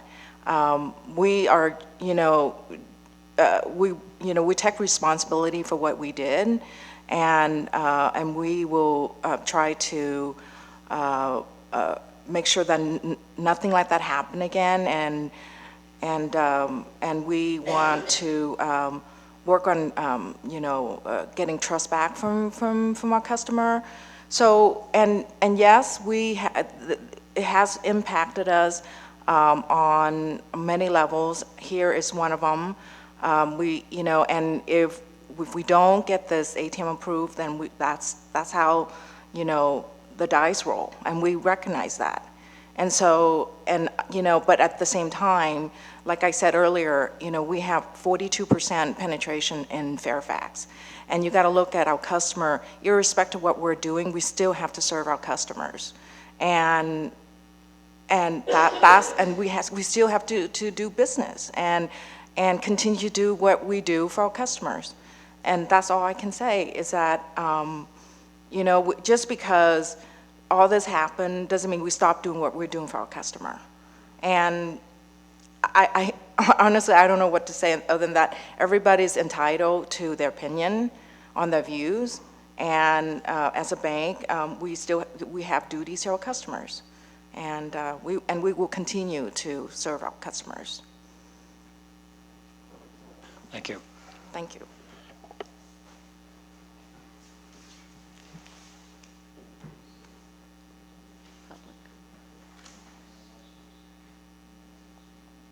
Any further questions of the applicants? Is there anyone then in the audience who would like to speak on this item? Please stand up, state your name if you would, and give us your comment.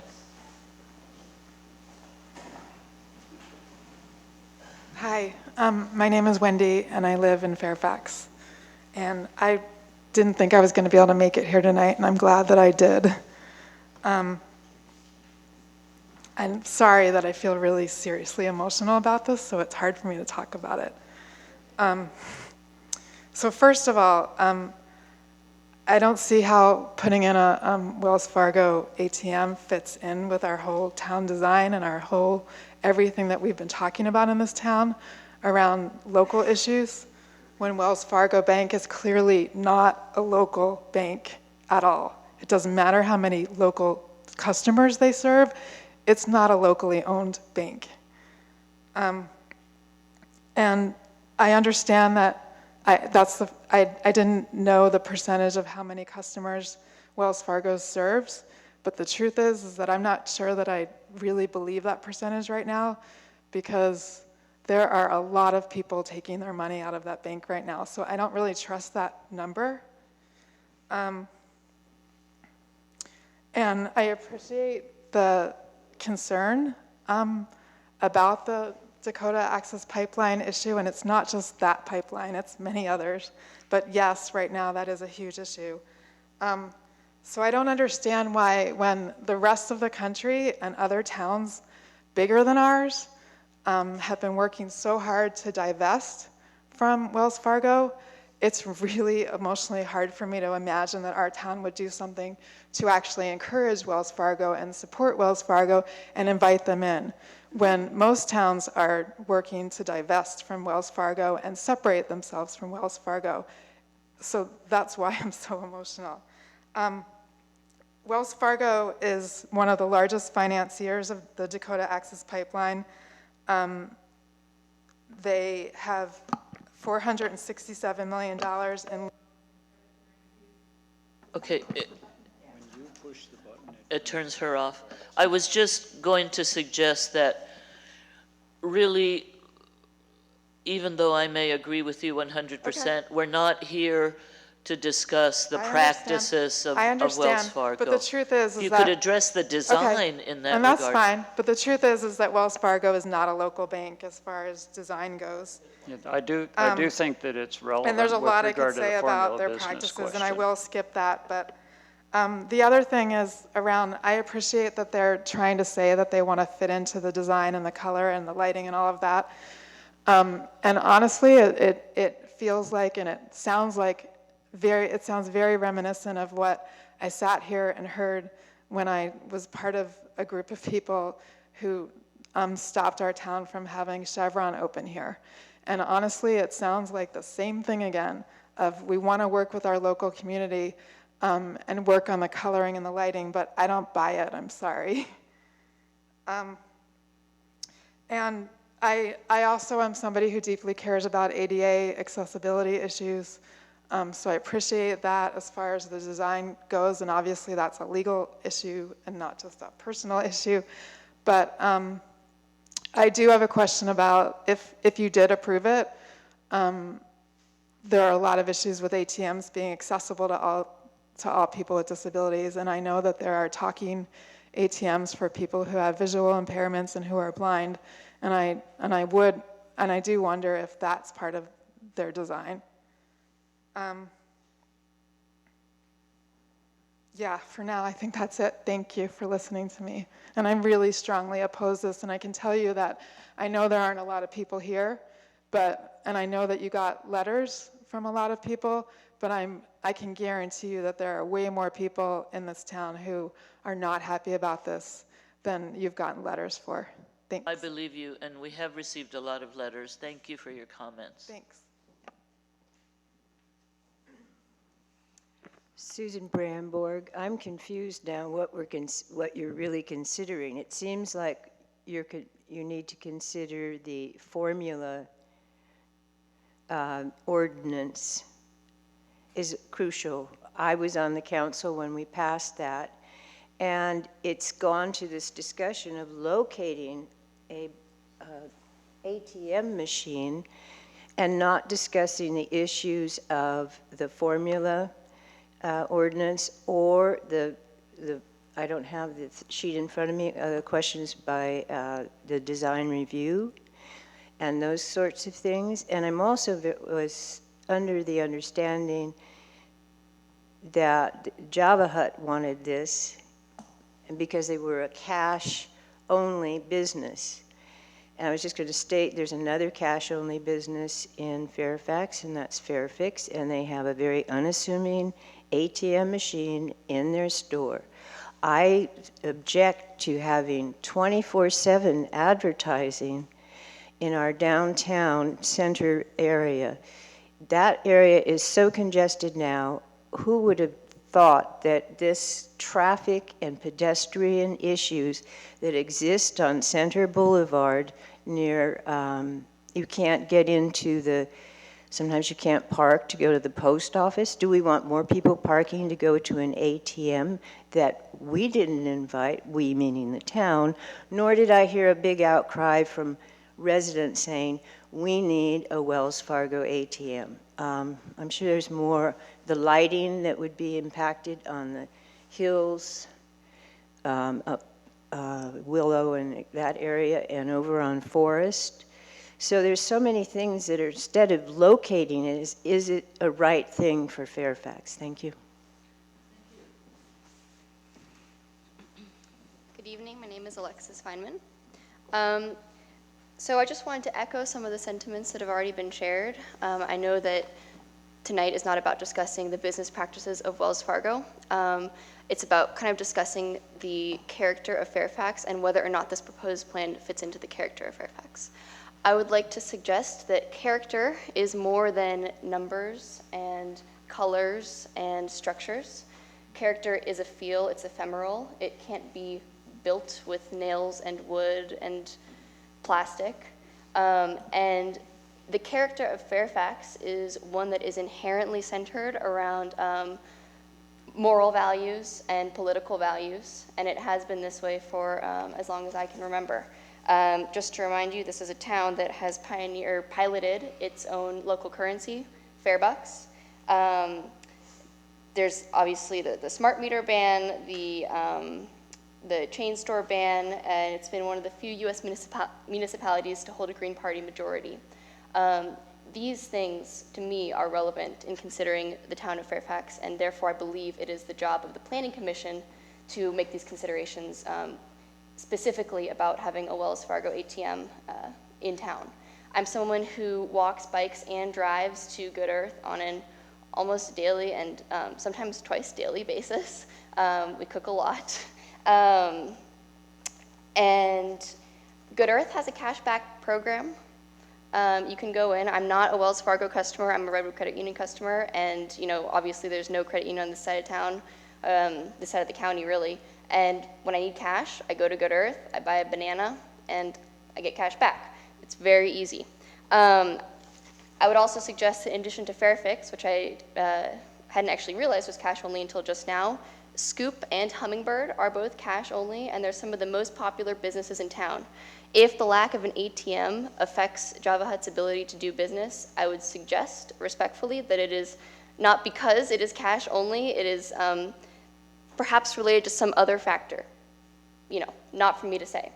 I would also just like to reiterate that right now there's intense public outrage over Wells Fargo, and in the past month alone, University of California has voted to divest, Seattle, Washington, $3 billion, 9-0 vote, Davis, 5-0 vote, about 31 million in credit lines and investment, and East Orange, New Jersey, just 2 days ago. So it seems kind of interesting. Obviously, it's different. Those are municipal assets. I understand this is private property. It's a very different situation.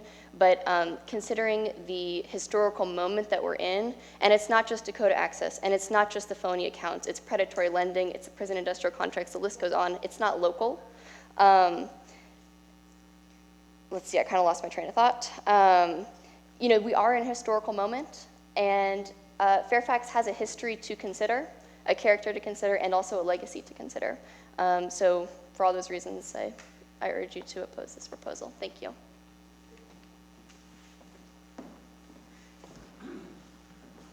Good evening. I'm William Burke, and I grew up in and around Fairfax. I went to school in St. Rita's. So I would just like to echo that sentiment that I know very well the spirit of Fairfax doesn't lie between brick and mortar.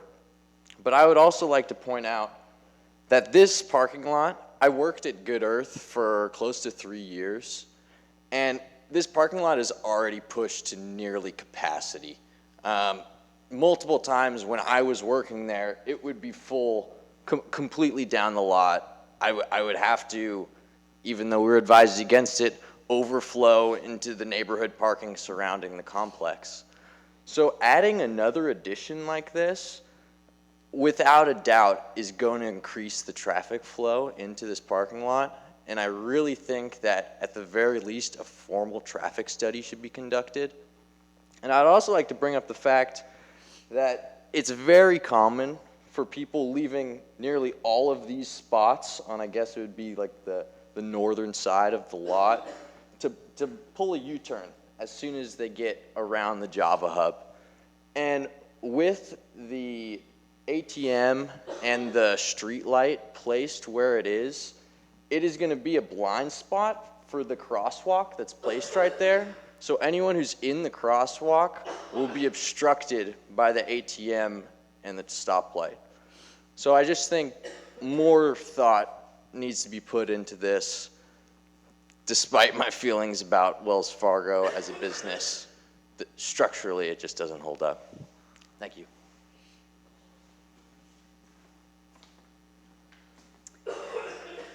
Hi, my name is Annie Schaefer. I live here in Fairfax, and I'd like to echo some of the sentiments that were already mentioned with this project not being in line with the pedestrian orientation of the town center planning area. I'm not sure what percentage of traffic is generated by Java Hut via car or person and bike, but that would be an interesting number to take into consideration since we're trying to work on climate change and reducing our car trips. The proposed development does not complement the character of Fairfax, nor does it comply with the formula business conditions per the town code.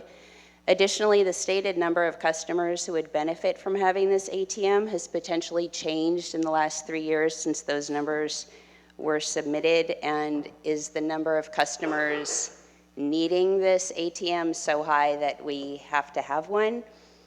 I also found it fairly disingenuous that the buildup of potential ATM customers was considered on the sidewalks if it were to be on the south side parking, post office side of the complex. There was the concern that customers would build up on the sidewalk and encroach the use of that, but instead of that, they're going to have them stand in the middle of the parking lot with all of the car traffic ready to encroach them. Thank you.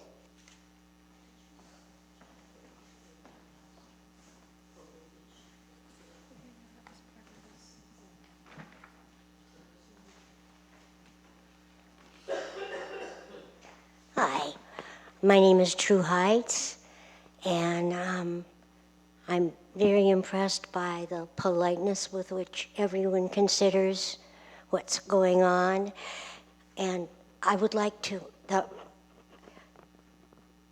say I'm a person who has a handicap sticker, so I don't have to deal with the depths of the parking lot. But a factor that hasn't been mentioned at all is the level of stress.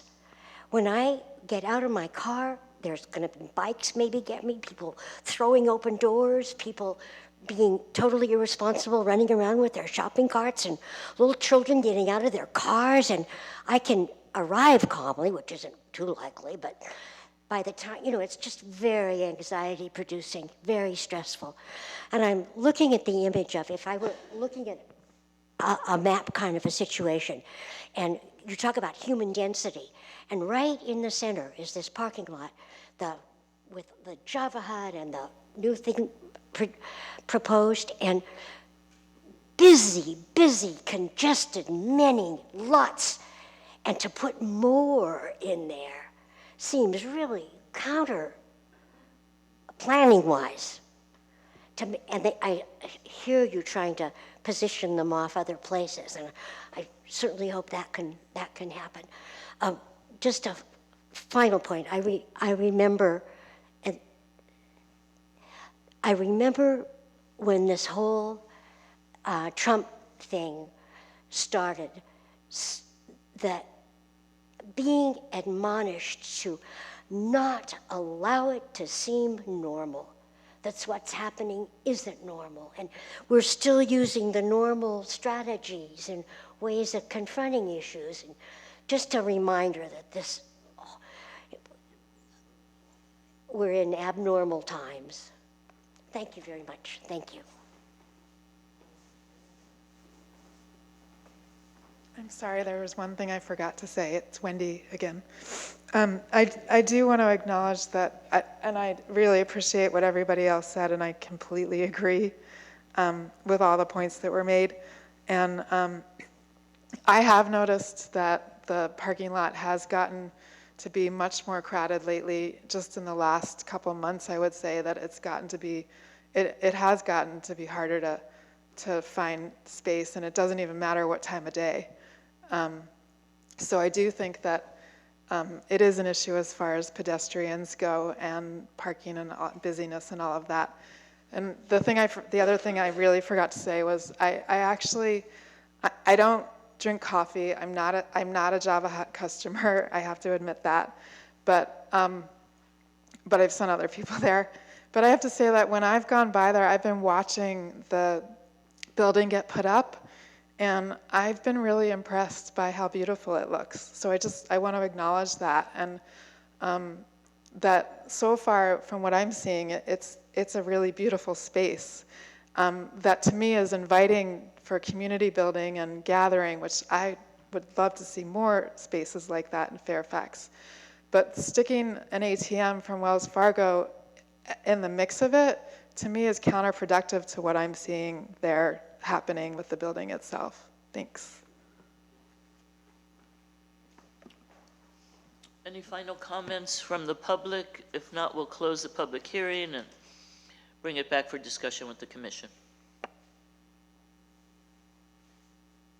And thank you all for your comments, applicants and resident. Can I start? Okay. So as planning commissioners and Linda, pointed out, we're here to weigh this against the general plan and our job for compliance. I do think the residents of Fairfax are underserved in terms of ATMs, but there are options, and sometimes you have to be creative and you have to go somewhere to get your cash if you really need it. For me, it's depositing checks or doing transactions, business with my bank.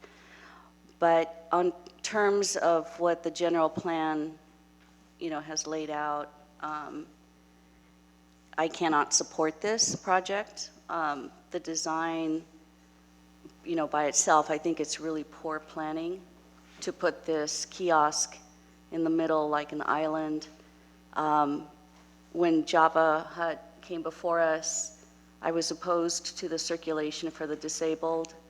I voted for the project because I kind of felt that it was such a beautiful project. It kind of it's not that it outweighed the safety of the disabled, but I thought it was a great addition to Fairfax. And now I kind of regret approving it because I feel like I gave license to make a bad situation worse. I think putting an ATM out here in the middle of this parking lot, because it is a parking lot, whether we like it or not, it is a parking lot. I think we are creating, we're creating a huge safety hazard for the most vulnerable part of our community. And those are the disabled and, the blind and children. So I had concerns about the circulation back then. The new configuration has not been tested. So at this point, I think all the, the low incidents don't really apply to the future. And I have my reservations about how this is going to work for Java Hut. I hope that we don't have any incidents, but I don't think it helps to compound a potential problem. So that alone, for me, I cannot support this proposal. In terms of the village character of Fairfax, the formula proposal, that could have been justified with serving the community, but it doesn't fit. It's not in line with our village character. It's not I would not go to this ATM in the middle of the day or in the middle of the night, because I think I would be vulnerable. But the design is just opposite, I think, of what we're looking for. So that's, so I've talked about design, planning, safety. I just, Bruce brought up a good scenario about, people getting out of their cars and to get cash. And, if you take it a step further, I'm thinking about a pedestrian or somebody in a wheelchair rolling up to Java Hut and then having to navigate or negotiate all the traffic to get to the ATM. It's just, it keeps getting worse and worse, and you don't want to think of worst case scenarios, but that's kind of our job, is to kind of look at all the potential scenarios. So traffic impacts, we don't even know what they are yet. This new design has to be tested, formula. I don't think this, it doesn't matter how you dress this up. That kiosk is not going to fit in with the character of Fairfax, which is a village character. If we ever have an ATM, it should be nested somewhere where it's not so visible, or a beacon to, it's like an island beacon, like a lighthouse actually, but okay. And yes, I think it would benefit Java Hut, but maybe it's time for Java Hut to upgrade to something, another system to help them, because I do support Java Hut and I hope that they are successful. So I cannot, for many reasons, support this proposal at this time.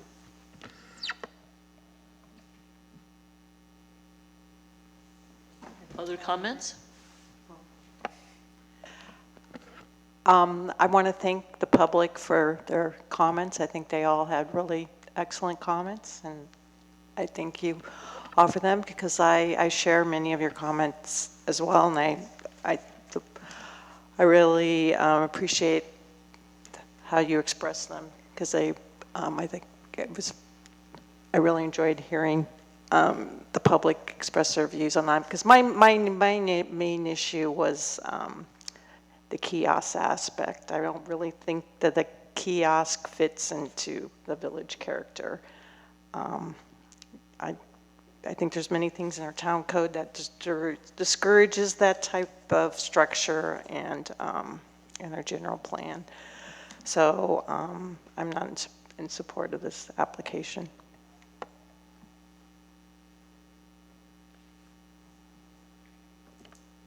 Well, first of all, Rich, I just wanted to say that I think you've done as good a job as you could do, given the constraints you had to work with. You gave a good presentation. So thanks for your architectural work. I do think the circulation is kind of a nightmare. And again, I think you've thought it through as well as you can, but it's just a very difficult place to add new things, as has been said. As far as Java Hut, I know Java Hut isn't the one who instigated this idea, from what I hear, but if their idea is that they would be cash only because it would keep their line moving, I think they might find that backfires on them if there's an ATM right there. Because, as I said, I just can't imagine that it wouldn't happen, that people will be getting out of their cars at various different spots in the hopefully flowing process to get cash to get their coffee.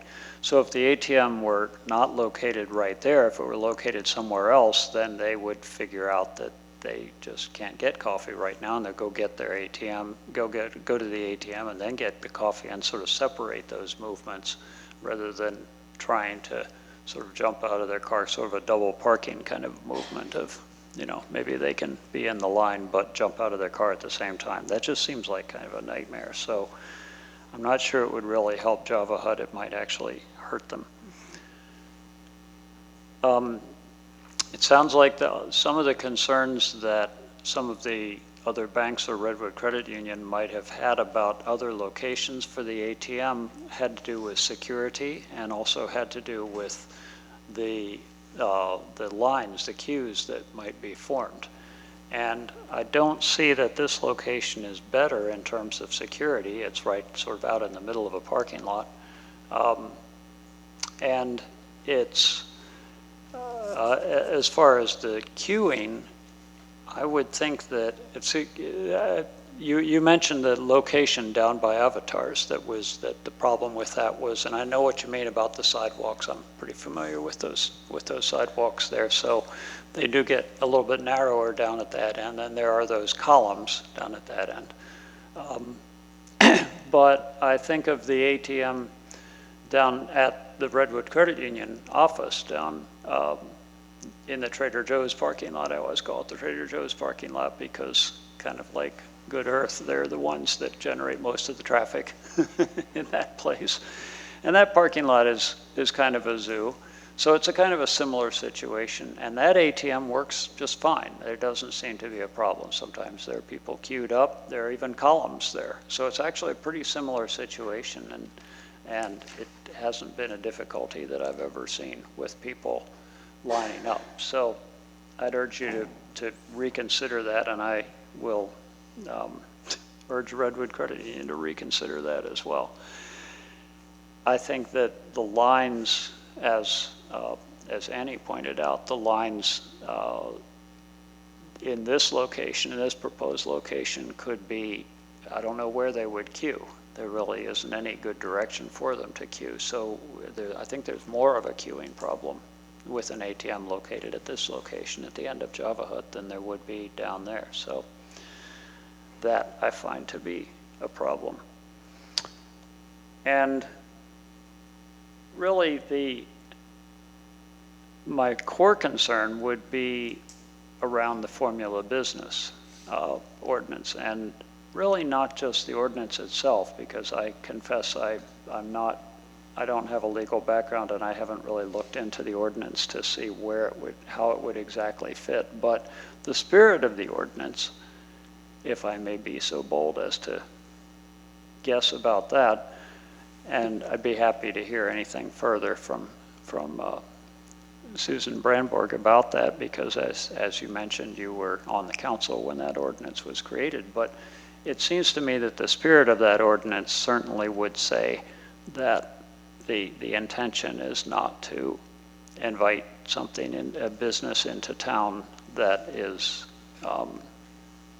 this is certainly not a local business, even though Wells Fargo's headquarters are in the Bay Area. That certainly doesn't make it a local business. It's a multinational business that is involved in all sorts of things all over the world, and doesn't in any way qualify as being a local business. And there are other options. I realize there are formula businesses in town. For those of you from Wells Fargo who might wonder about that, we have a Bank of America in town, but that preceded the formula business. And we also have a couple of 7-Elevens in town the same way. But no new businesses come into town that are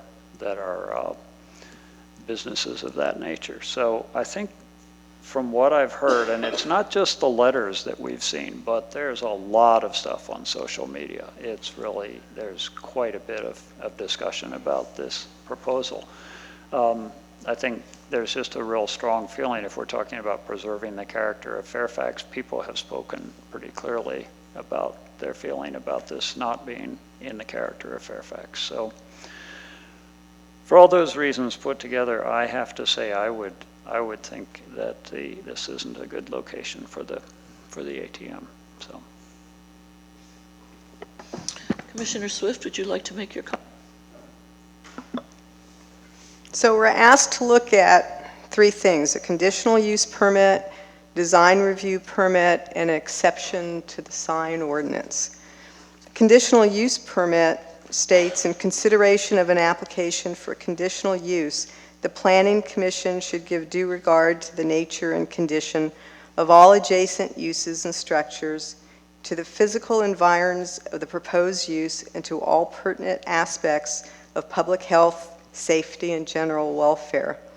So I'm not even addressing this from the perspective of the particular bank that's involved. I'm looking at this in general. And so public safety needs to be the first priority. That parking lot is already extremely busy, as many have said.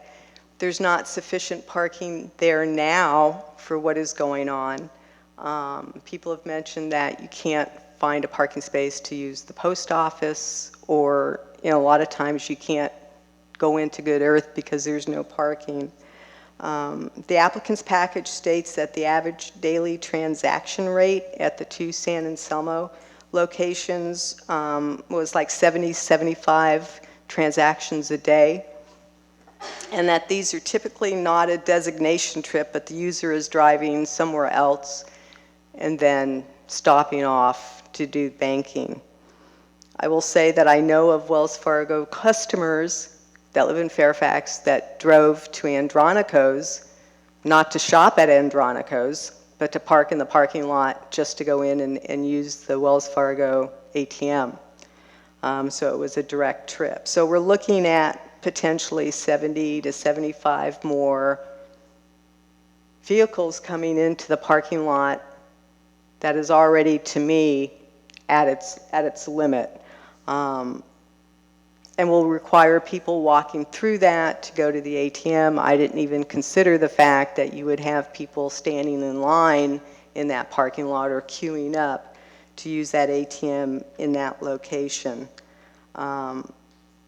So I'm not in favor of this from the public safety standpoint of where the applicant would like to put this. I'm not sure I'm in favor of it in other areas of that because of the traffic concerns already.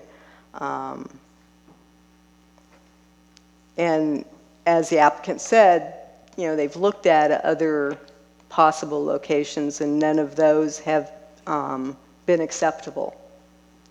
So I can't see supporting this application, and I don't even have to go, I think, to the issues with the design review piece of it and the sign ordinance piece of it.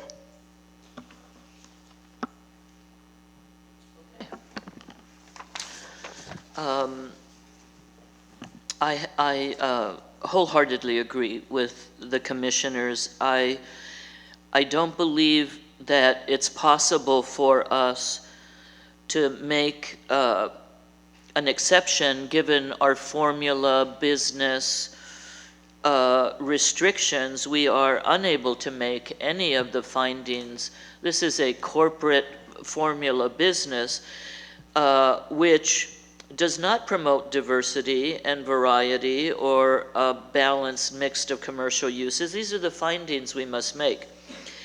It, together with its design and improvements, will not be consistent with the unique and historic character of our town, the historic village-like character of our town, which we have had hundreds of people lined up to tell us that is one of the main concerns that they have.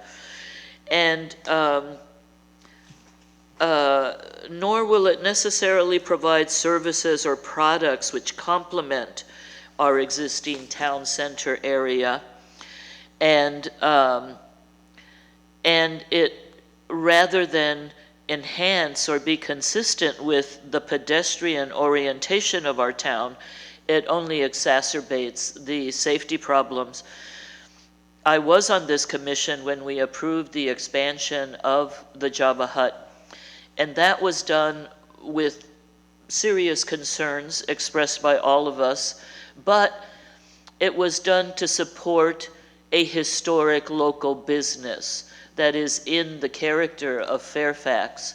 And a lot of effort was placed to making sure that the parking and the safety would work. But given the success of Java Hut and now the Good Earth, I find that a project of this nature would only exacerbate those safety concerns, and there's no way that that I could approve this formula business. It is not consistent with any of our general plan goals, objectives, policies, or programs to preserve our historic character. In terms of design review criteria that we must also make findings and approve, I believe that the illuminated signs and the boxy design and slick as it looks is not Fairfax. I don't believe this is what people want. Our town center plan, which unfortunately a lot of people haven't read and seem to be very critical of it, states that new or renewed development in the town center planning area shall preserve and enhance the village character and pedestrian scale of our downtown area. This is one of the main principles of our general plan, and this project just flies in the face of that. Also, the project does not comply with the design review criteria set forth in our town code because the internally illuminated design will be located in the center of town. Basically, it will be a beacon for the surrounding residential neighborhoods. It can be seen from miles away, probably. The box light design, its huge illumination, I think is not harmonious with the rest of the character of what is becoming a very beautiful commercial center that I really appreciate the efforts the owners have made in that regard, but this seems to be a misstep. The development does not complement our small town character, and I don't believe it's our responsibility to recommend or identify other locations that might be appropriate for Wells Fargo ATM. The proximity of the residential district and the like. We just spent a half an hour talking about the galvanized awning on a school that sits way back off Sir Francis Drake, and the light doesn't even hit it, and we're concerned about the illumination, or I forget if it was, what was the words that he used? The reflective, whatever. This is truly a beacon in the middle of town. In terms of the sign ordinance, we need to make exceptions. We need to make findings stating that this is an exceptional and extraordinary circumstance or condition that applies to this location that can't possibly be provided anywhere else. We need to state that this exception that we grant is the minimum necessary. I think what we did with the Java Hut was to make a minimum necessary exception to support a local historic business in this town.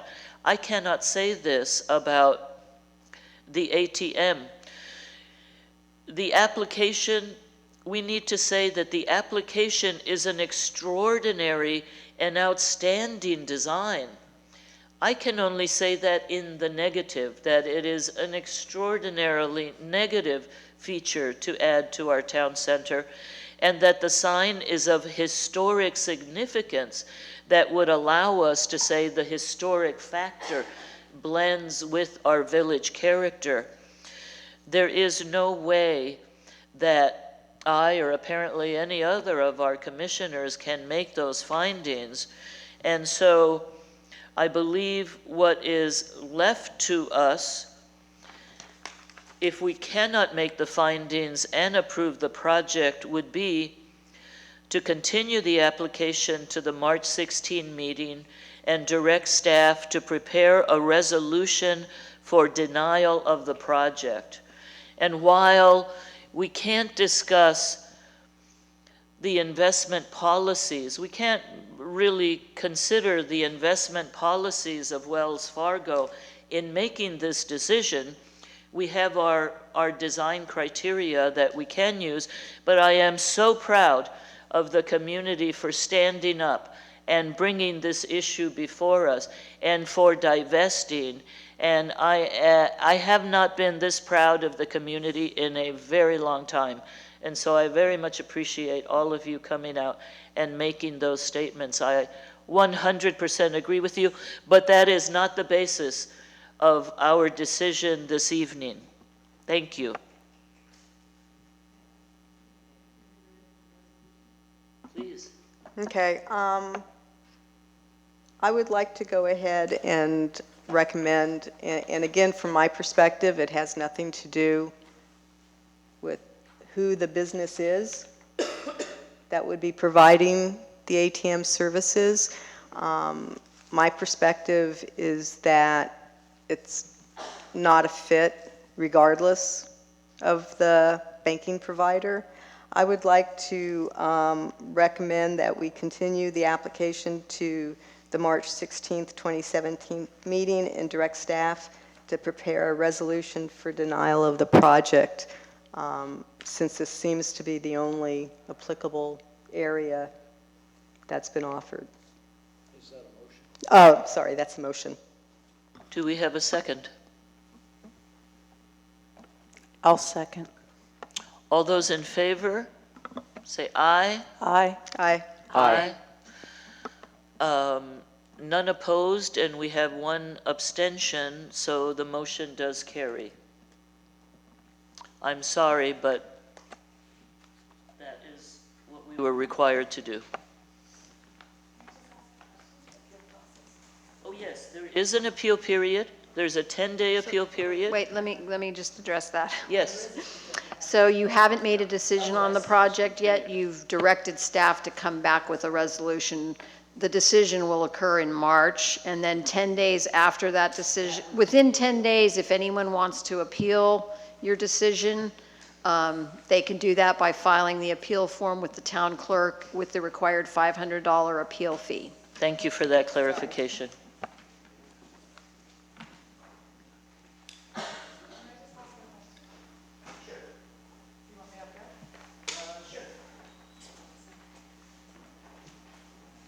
I just want to say thanks, and I'm proud to be a Fairfax resident today if this is what we're deciding. But I'm curious about why it can't be decided completely tonight and why it has to be continued till March. It can't be decided because we don't have the appropriate findings. Staff was not able to provide us with the information that we needed and to be able to make all those findings in a resolution document that we could all read and approve to. So that has to come back at our next meeting. Okay. Something like this we would run by the town attorney to review our resolution to make sure that we, have created legally supportable findings for the action that the Planning Commission wants to take. Okay, and can you just clarify the date of the next meeting so people know? Well, I have. So the regular meeting is March 16th. However, we have the large Victory Village project. There is the possibility that we're going to have so many items with a Victory Village item that we might have to call a second meeting. So I would recommend a meeting just for Victory Village. Yeah, so what I'm trying to tell the public is they should check with us maybe next week, because I think by next week we'll know whether we're going to have two meetings. So there's the possibility it wouldn't be on the regular meeting in March, it'll be on a second meeting in March, and we're not really sure what the dates are, but it will happen in March. I appreciate that. How will people, what's the best way for people to find out about that? To call town hall. Okay, Yeah. thanks. Okay. They're posted on bulletin boards. Yeah, I know. I just, as far as communicating with people. Are you on our electronic, do you receive the notices electronically? I do, but I don't think most people in town know about that. So you'll get them, but, okay. yeah, okay. Thanks. But they'll also be posted. Okay, so I think Norma needed to take a short break. I'd like to take a short break, and then we'll continue. I don't think they want it. See, this is why I'm wondering if Java had anything to do with it. Oh, shoot. Linda, at one time, we were talking about bringing Victory Village next week.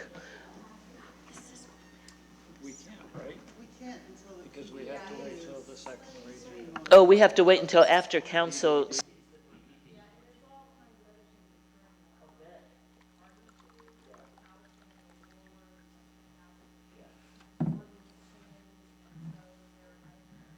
Sorry, thank you. They're having a meeting, they're having a phone conference call tomorrow. And then you'll be getting an email from me trying to find out what dates, you might have available in March for a second meeting, because there's no way we can do all the regular applicants in Victory Village at the same night.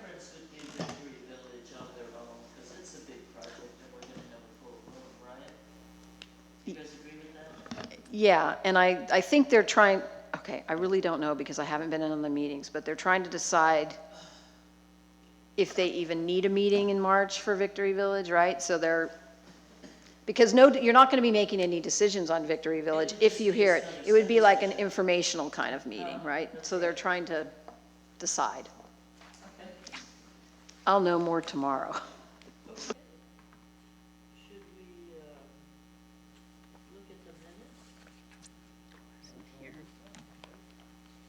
Commissioner comments.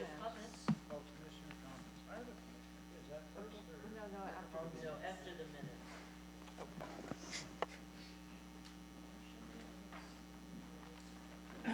I can go ahead and start.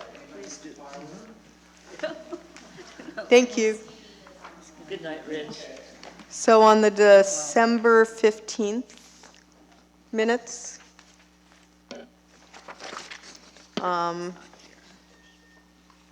page 11,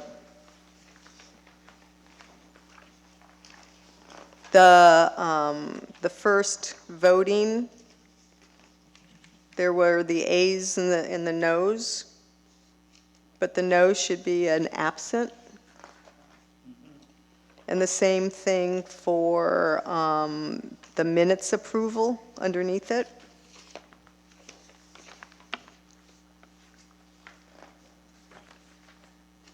And I think that's the only thing I had on the December 15th one. I had a similar one on December 15th, right on page 2. The ayes had Fregoso twice, and really that first Fregoso should be Ackerman. That would complete our list. And that's all I had on those minutes as well. The other minutes I had some comments on, but. Okay, I have on page 3, I believe they spelled Ms. Klein's first name wrong. And what should it be? Do you know? I think it's Alicia. I think elsewhere, I think it was spelled correctly. Well, look, you'll verify the spelling. Okay.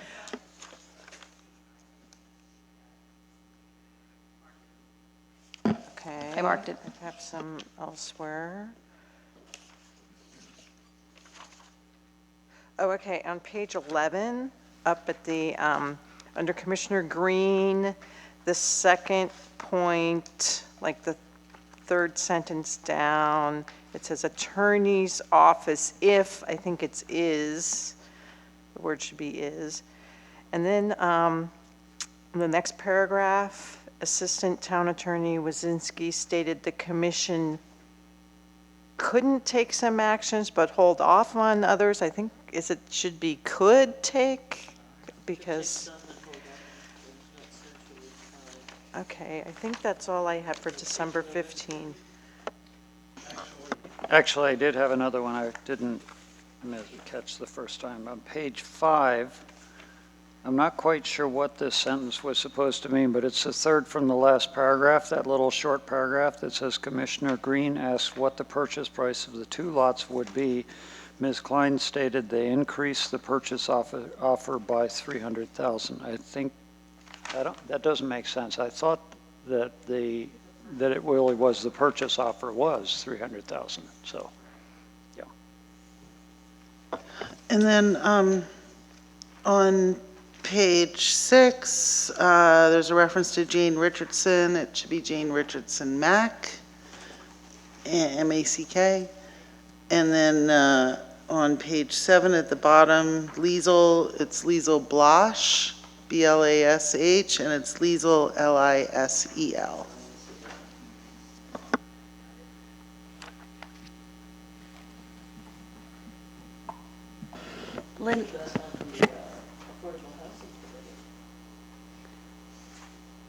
Linda, can I ask a question on the minutes for, let's see, I guess the first round, page 11? It says no's for approval. I'm trying to figure out why I'm under no. I'm sorry, I missed that. She wrote no instead of absent. Okay. Oh, Yeah, that sorry, I correction got missed made. it. I wasn't paying attention because I didn't think I had to. Thank you. Because I wasn't here. Well, I'll move to approve the December 15th minutes with those changes. I'll second. All those in favor? Aye. So going to the January 19th meeting, page 3 at the top, it says Mr. Cole Deal. I think that's Carl Deal, D-I-E-H-L.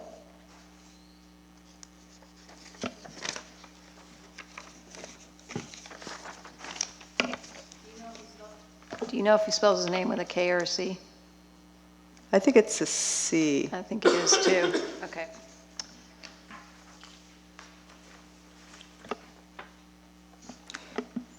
And I think page 11, where we had discussion items and minutes, the one thing that I think that is left off of here is that we identified somebody to be on the panel, the selection panel for the new planning director. So if we could throw that in. That's on there. Where's that? Very, very last page. Before the vote, motion to recommend the council adopt the PDD, Okay. there's a reference there. Page 11. Before the vote, before the discussion item, the short paragraph, Commissioner Swift wanted to make sure the councilors, that's not it, I'm sorry.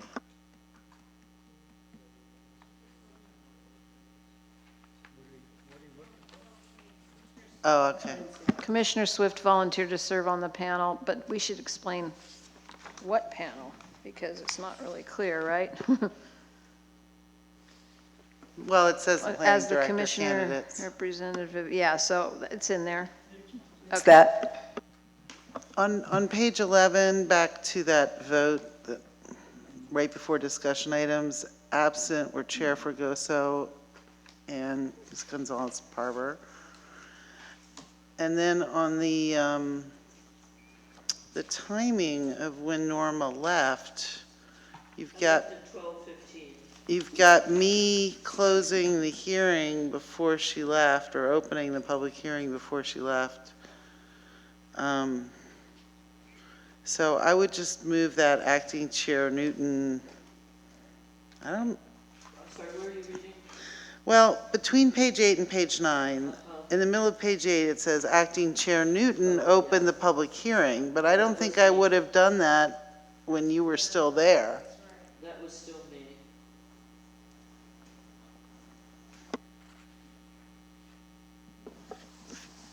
Norma was there almost till the end. Right, it says on page 9 at the top, it says that the chair left at 11:40, so Oh, it has a so that's time there. Probably, I think it was 12:15. okay. I'm going to change it to 12:15.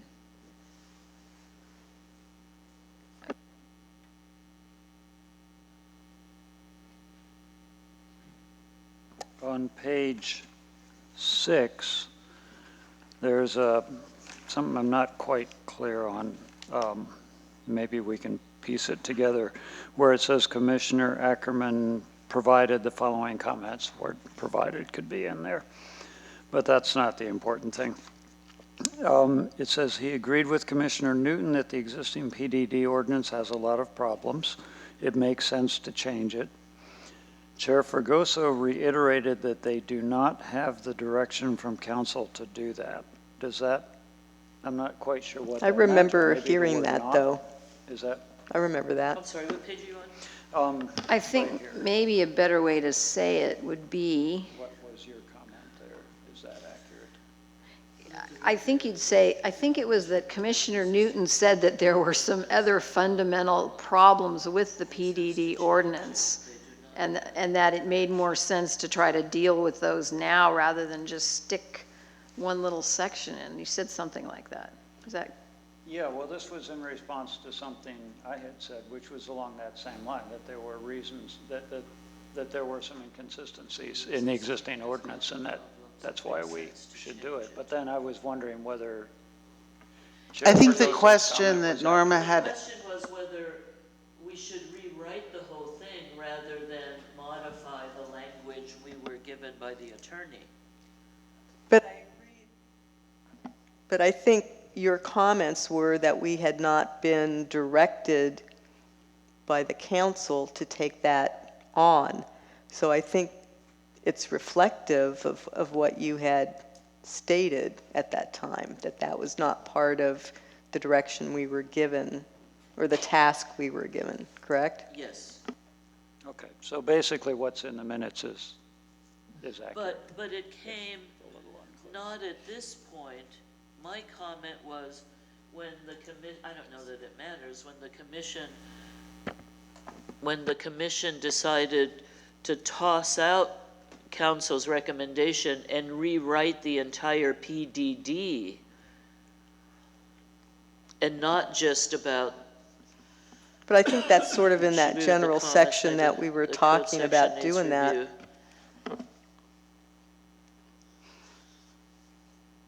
Would it would it help to take, I mean, I don't know what order it happened in, but would it make more sense to move Commissioner Ackerman's and that whole section underneath Mimi's section? Because it says Commissioner Newton provided the following comments. And that's where she says they need to look at the whole holistically at the whole PDD ordinance, right? So that's when Mimi first brought it up, and then you were responding to her. So we just take Bruce's comments and the bullets under them and put them underneath the very next section where Mimi first brought up the fact that there are fundamental problems with the PDD ordinance, which you explained quite eloquently. It's okay with me. I don't know what order it happened in. I know, I don't either. It would read better, wouldn't it? Anyone have an opinion? Would that help, hurt? I think that sounds fine. I don't have a problem with it. All right. Okay, on page 5, we talk about Commissioner Caroline made the following comments. I just want to add in the second bullet, the identified opportunity sites are somewhat different than the sites listed in the existing PD ordinance. And I just want to add, because they are less than the 5-acre minimum requirements, I remember making that statement that was one of the main points that distinguished them from the other sites. Other than that, I don't have any other corrections.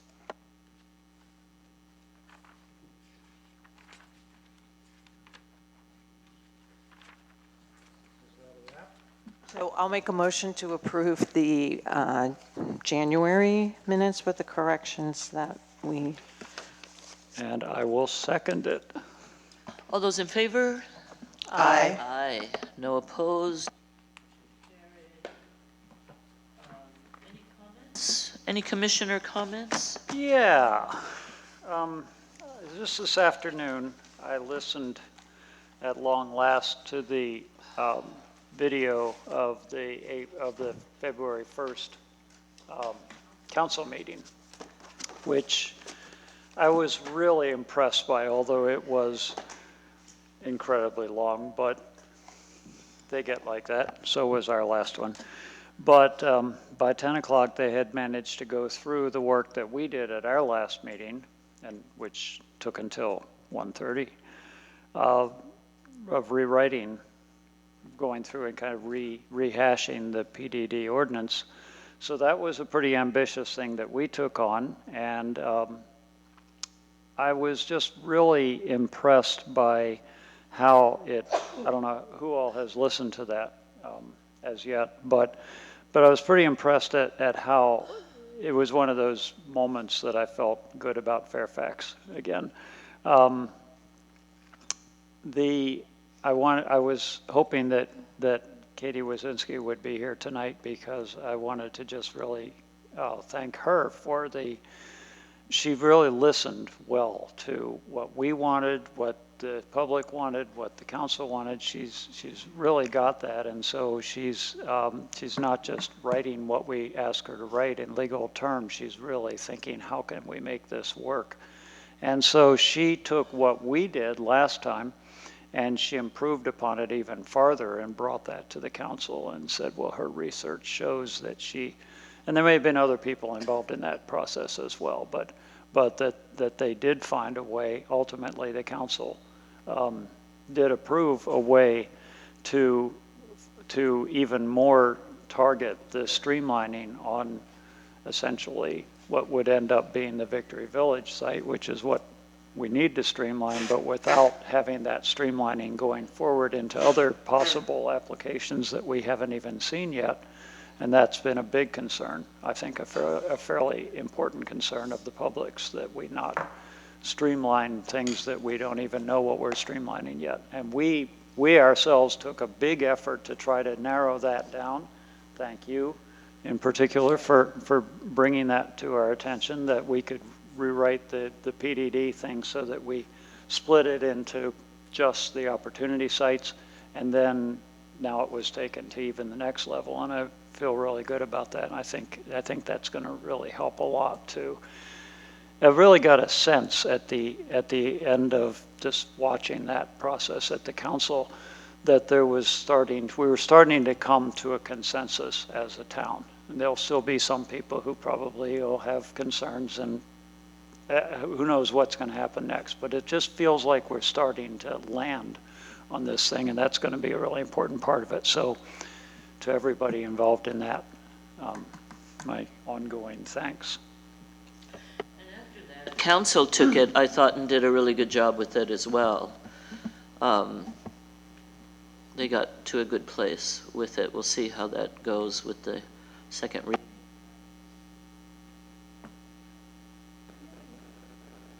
Do you have any status on the vacancy for the planning director, or kind of the time frame of anything? No? Okay. Okay.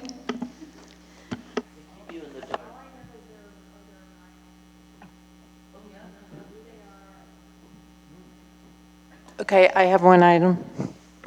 Okay, so I've been on the tree committee for 2 years and then an alternate for 2 years before that, so I feel like it might be time for another member to step up. My workload's becoming increasingly more burdensome, so I would really appreciate relief. Any volunteers? Let me ask you, how much do people on the tree committee have to know about trees? I would imagine it would be a real helpful thing, right? Not necessarily. Speaking of trees, did the Bolinas Avenue project, you know, the one up on the hill that has to demo the garage, did they get a permit to pull those big trees out right in the front? Yes, that item came many months ago. I can't remember how many, but yes, they did come. So, but to answer Bruce's question, you just need a layman's knowledge. I mean, we have 2 members of Susan Brandborg is a member, but she's somewhat, she served on the tree committee when the council member needed to serve on it. So And then there's another member, Jane Richardson Mack, is just a community member, and I don't think she has any special knowledge. I mean, when we feel like we do need more information, we ask for it. We ask for arborist reports and things like that. Mostly it's just using your judgment. Are you volunteering to try it out, Bruce? I was afraid if I asked a question, it would be interpreted that way. I don't want to do it. I'm kind of, does it, and it needs to be a planning commission member, is that the deal? Yes, That's what we're looking for. I think that's one of the us. requirements. There needs to be one member of the Planning Commission, one member of Parks and Rec, and there's another committee, open space. How could I forget open space? At one time, we had talked about rotating it. I think it might be disruptive to rotate month to month, but maybe we could take 2 or 3 months. And how often does the committee meet, and what time of the day? Are they The nighttime meetings meetings? are the fourth Mondays of every month at 7 p.m. Normally, I would say average, there's like 5 applications. I would think that's, Every month? yes, Generally, every it month. meets And every month. occasionally, there are emergency applications where only one member needs to review it. And normally, there's a member who takes care of those. So Not you, I hope. only a few times have I done that, because normally I'm in my office in San Rafael, and there's other members who work in town and have more time available to review those. But generally, I find mostly I have to just put in a few hours that are right before the meeting. I do it typically the way the calendar works. It usually happens like the Monday after our planning commission meeting. So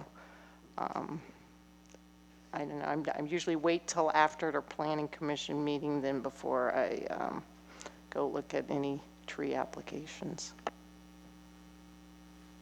Well, it's very difficult for me to imagine taking another day, a month away from the family. That's the issue for me. It's hard having all the meetings for everything that happen at night. I'm on the Climate Action Committee as well, and we do that every month, and might need to do it more than that. I like to go to the council meetings so I can follow what's going on, and that, together with other things in my life that happen in the evenings, most of the things that go on, in Marin seem to be nighttime meetings. Well, I could go back to the town manager and just report that no one's available to be on the tree committee, and he can come up with some kind of a solution. They may change the code, and if you can't get anyone that's available to do it. Rotating isn't going to work because that's just too hard for Susan to try to keep track, and there's no continuity. It's just, yeah. I will say that it is useful to have a member, because sometimes, like for instance, Norma asked, "Oh, did the such and such come and come before the tree committee?" Because the planning commissioner member can tell other committee members if the application has been through or not, and maybe give a little summary. There's been occasions where we've had the applications come to the tree committee before they even come for a planning commission action.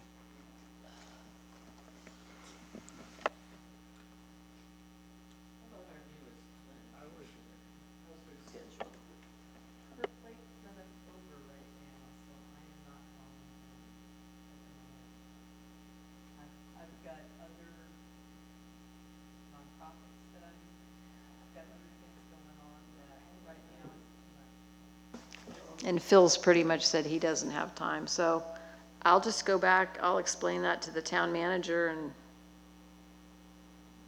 ask him what we should do. If as you're considering whether it might be possible to separate out that requirement. Like, I would be more willing to do something like if there were a need sometimes for a planning commissioner to review something that the tree committee was Yeah. going to look at, to be able to do that. It's the going to the meetings that's the problem. Right. You know, I could squeeze And in the the problem is extra the review time. the ordinance was created by, some planning commissioners who actually adopted it that way, and the town adopted it that way. So I'll just need to get direction. If we don't have anyone that can do it, it's just a fact. We'll just have to get some advice on how to go forward. So. We used to get those, right? We used to get the tree reports. No, the planning commission, no. So how many members are now on there, 4 or 3? There's 5. There's 5. See, so it was originally just 3 members. It was one from the council, one planning commissioner, and one park and rec commissioner. And then I think we were advised that the council member really couldn't serve because if anything got appealed, they couldn't act on it. And then it expanded to have, so I mean, if there's 5 members, maybe they can just Well, I think have it becomes 4 a problem when they have 4 because there's only, Then if there's a tie vote, then there's a problem. I think the ordinance says if there's a tie, it's a denial, and then the applicant can appeal. Yeah. Right? I mean, most of the trees are pretty clear cut, right? So the tie, I mean, how often do you get close to a tie? But aren't you usually in agreement? We had, what was that? What was it? What was the Bolinas Road project? That was 288 Bolinas? No, Oh. the one, the redwood trees. on Oh, top of it. yes, next to the 85 Bolinas. Yeah, right. So that one was an interesting process. There's been a few that have been like that. Yeah, I mean, if no one's available, no one's available. So I'll talk to Garrett about it and ask him what we should do. And I'll report back. Great, thank you. Oh, yes. In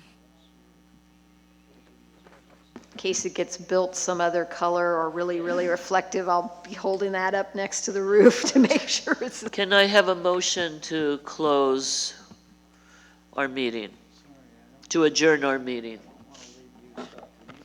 I make a motion to adjourn our meeting. Second. Okay, all in favor? Aye. Let's Aye. go.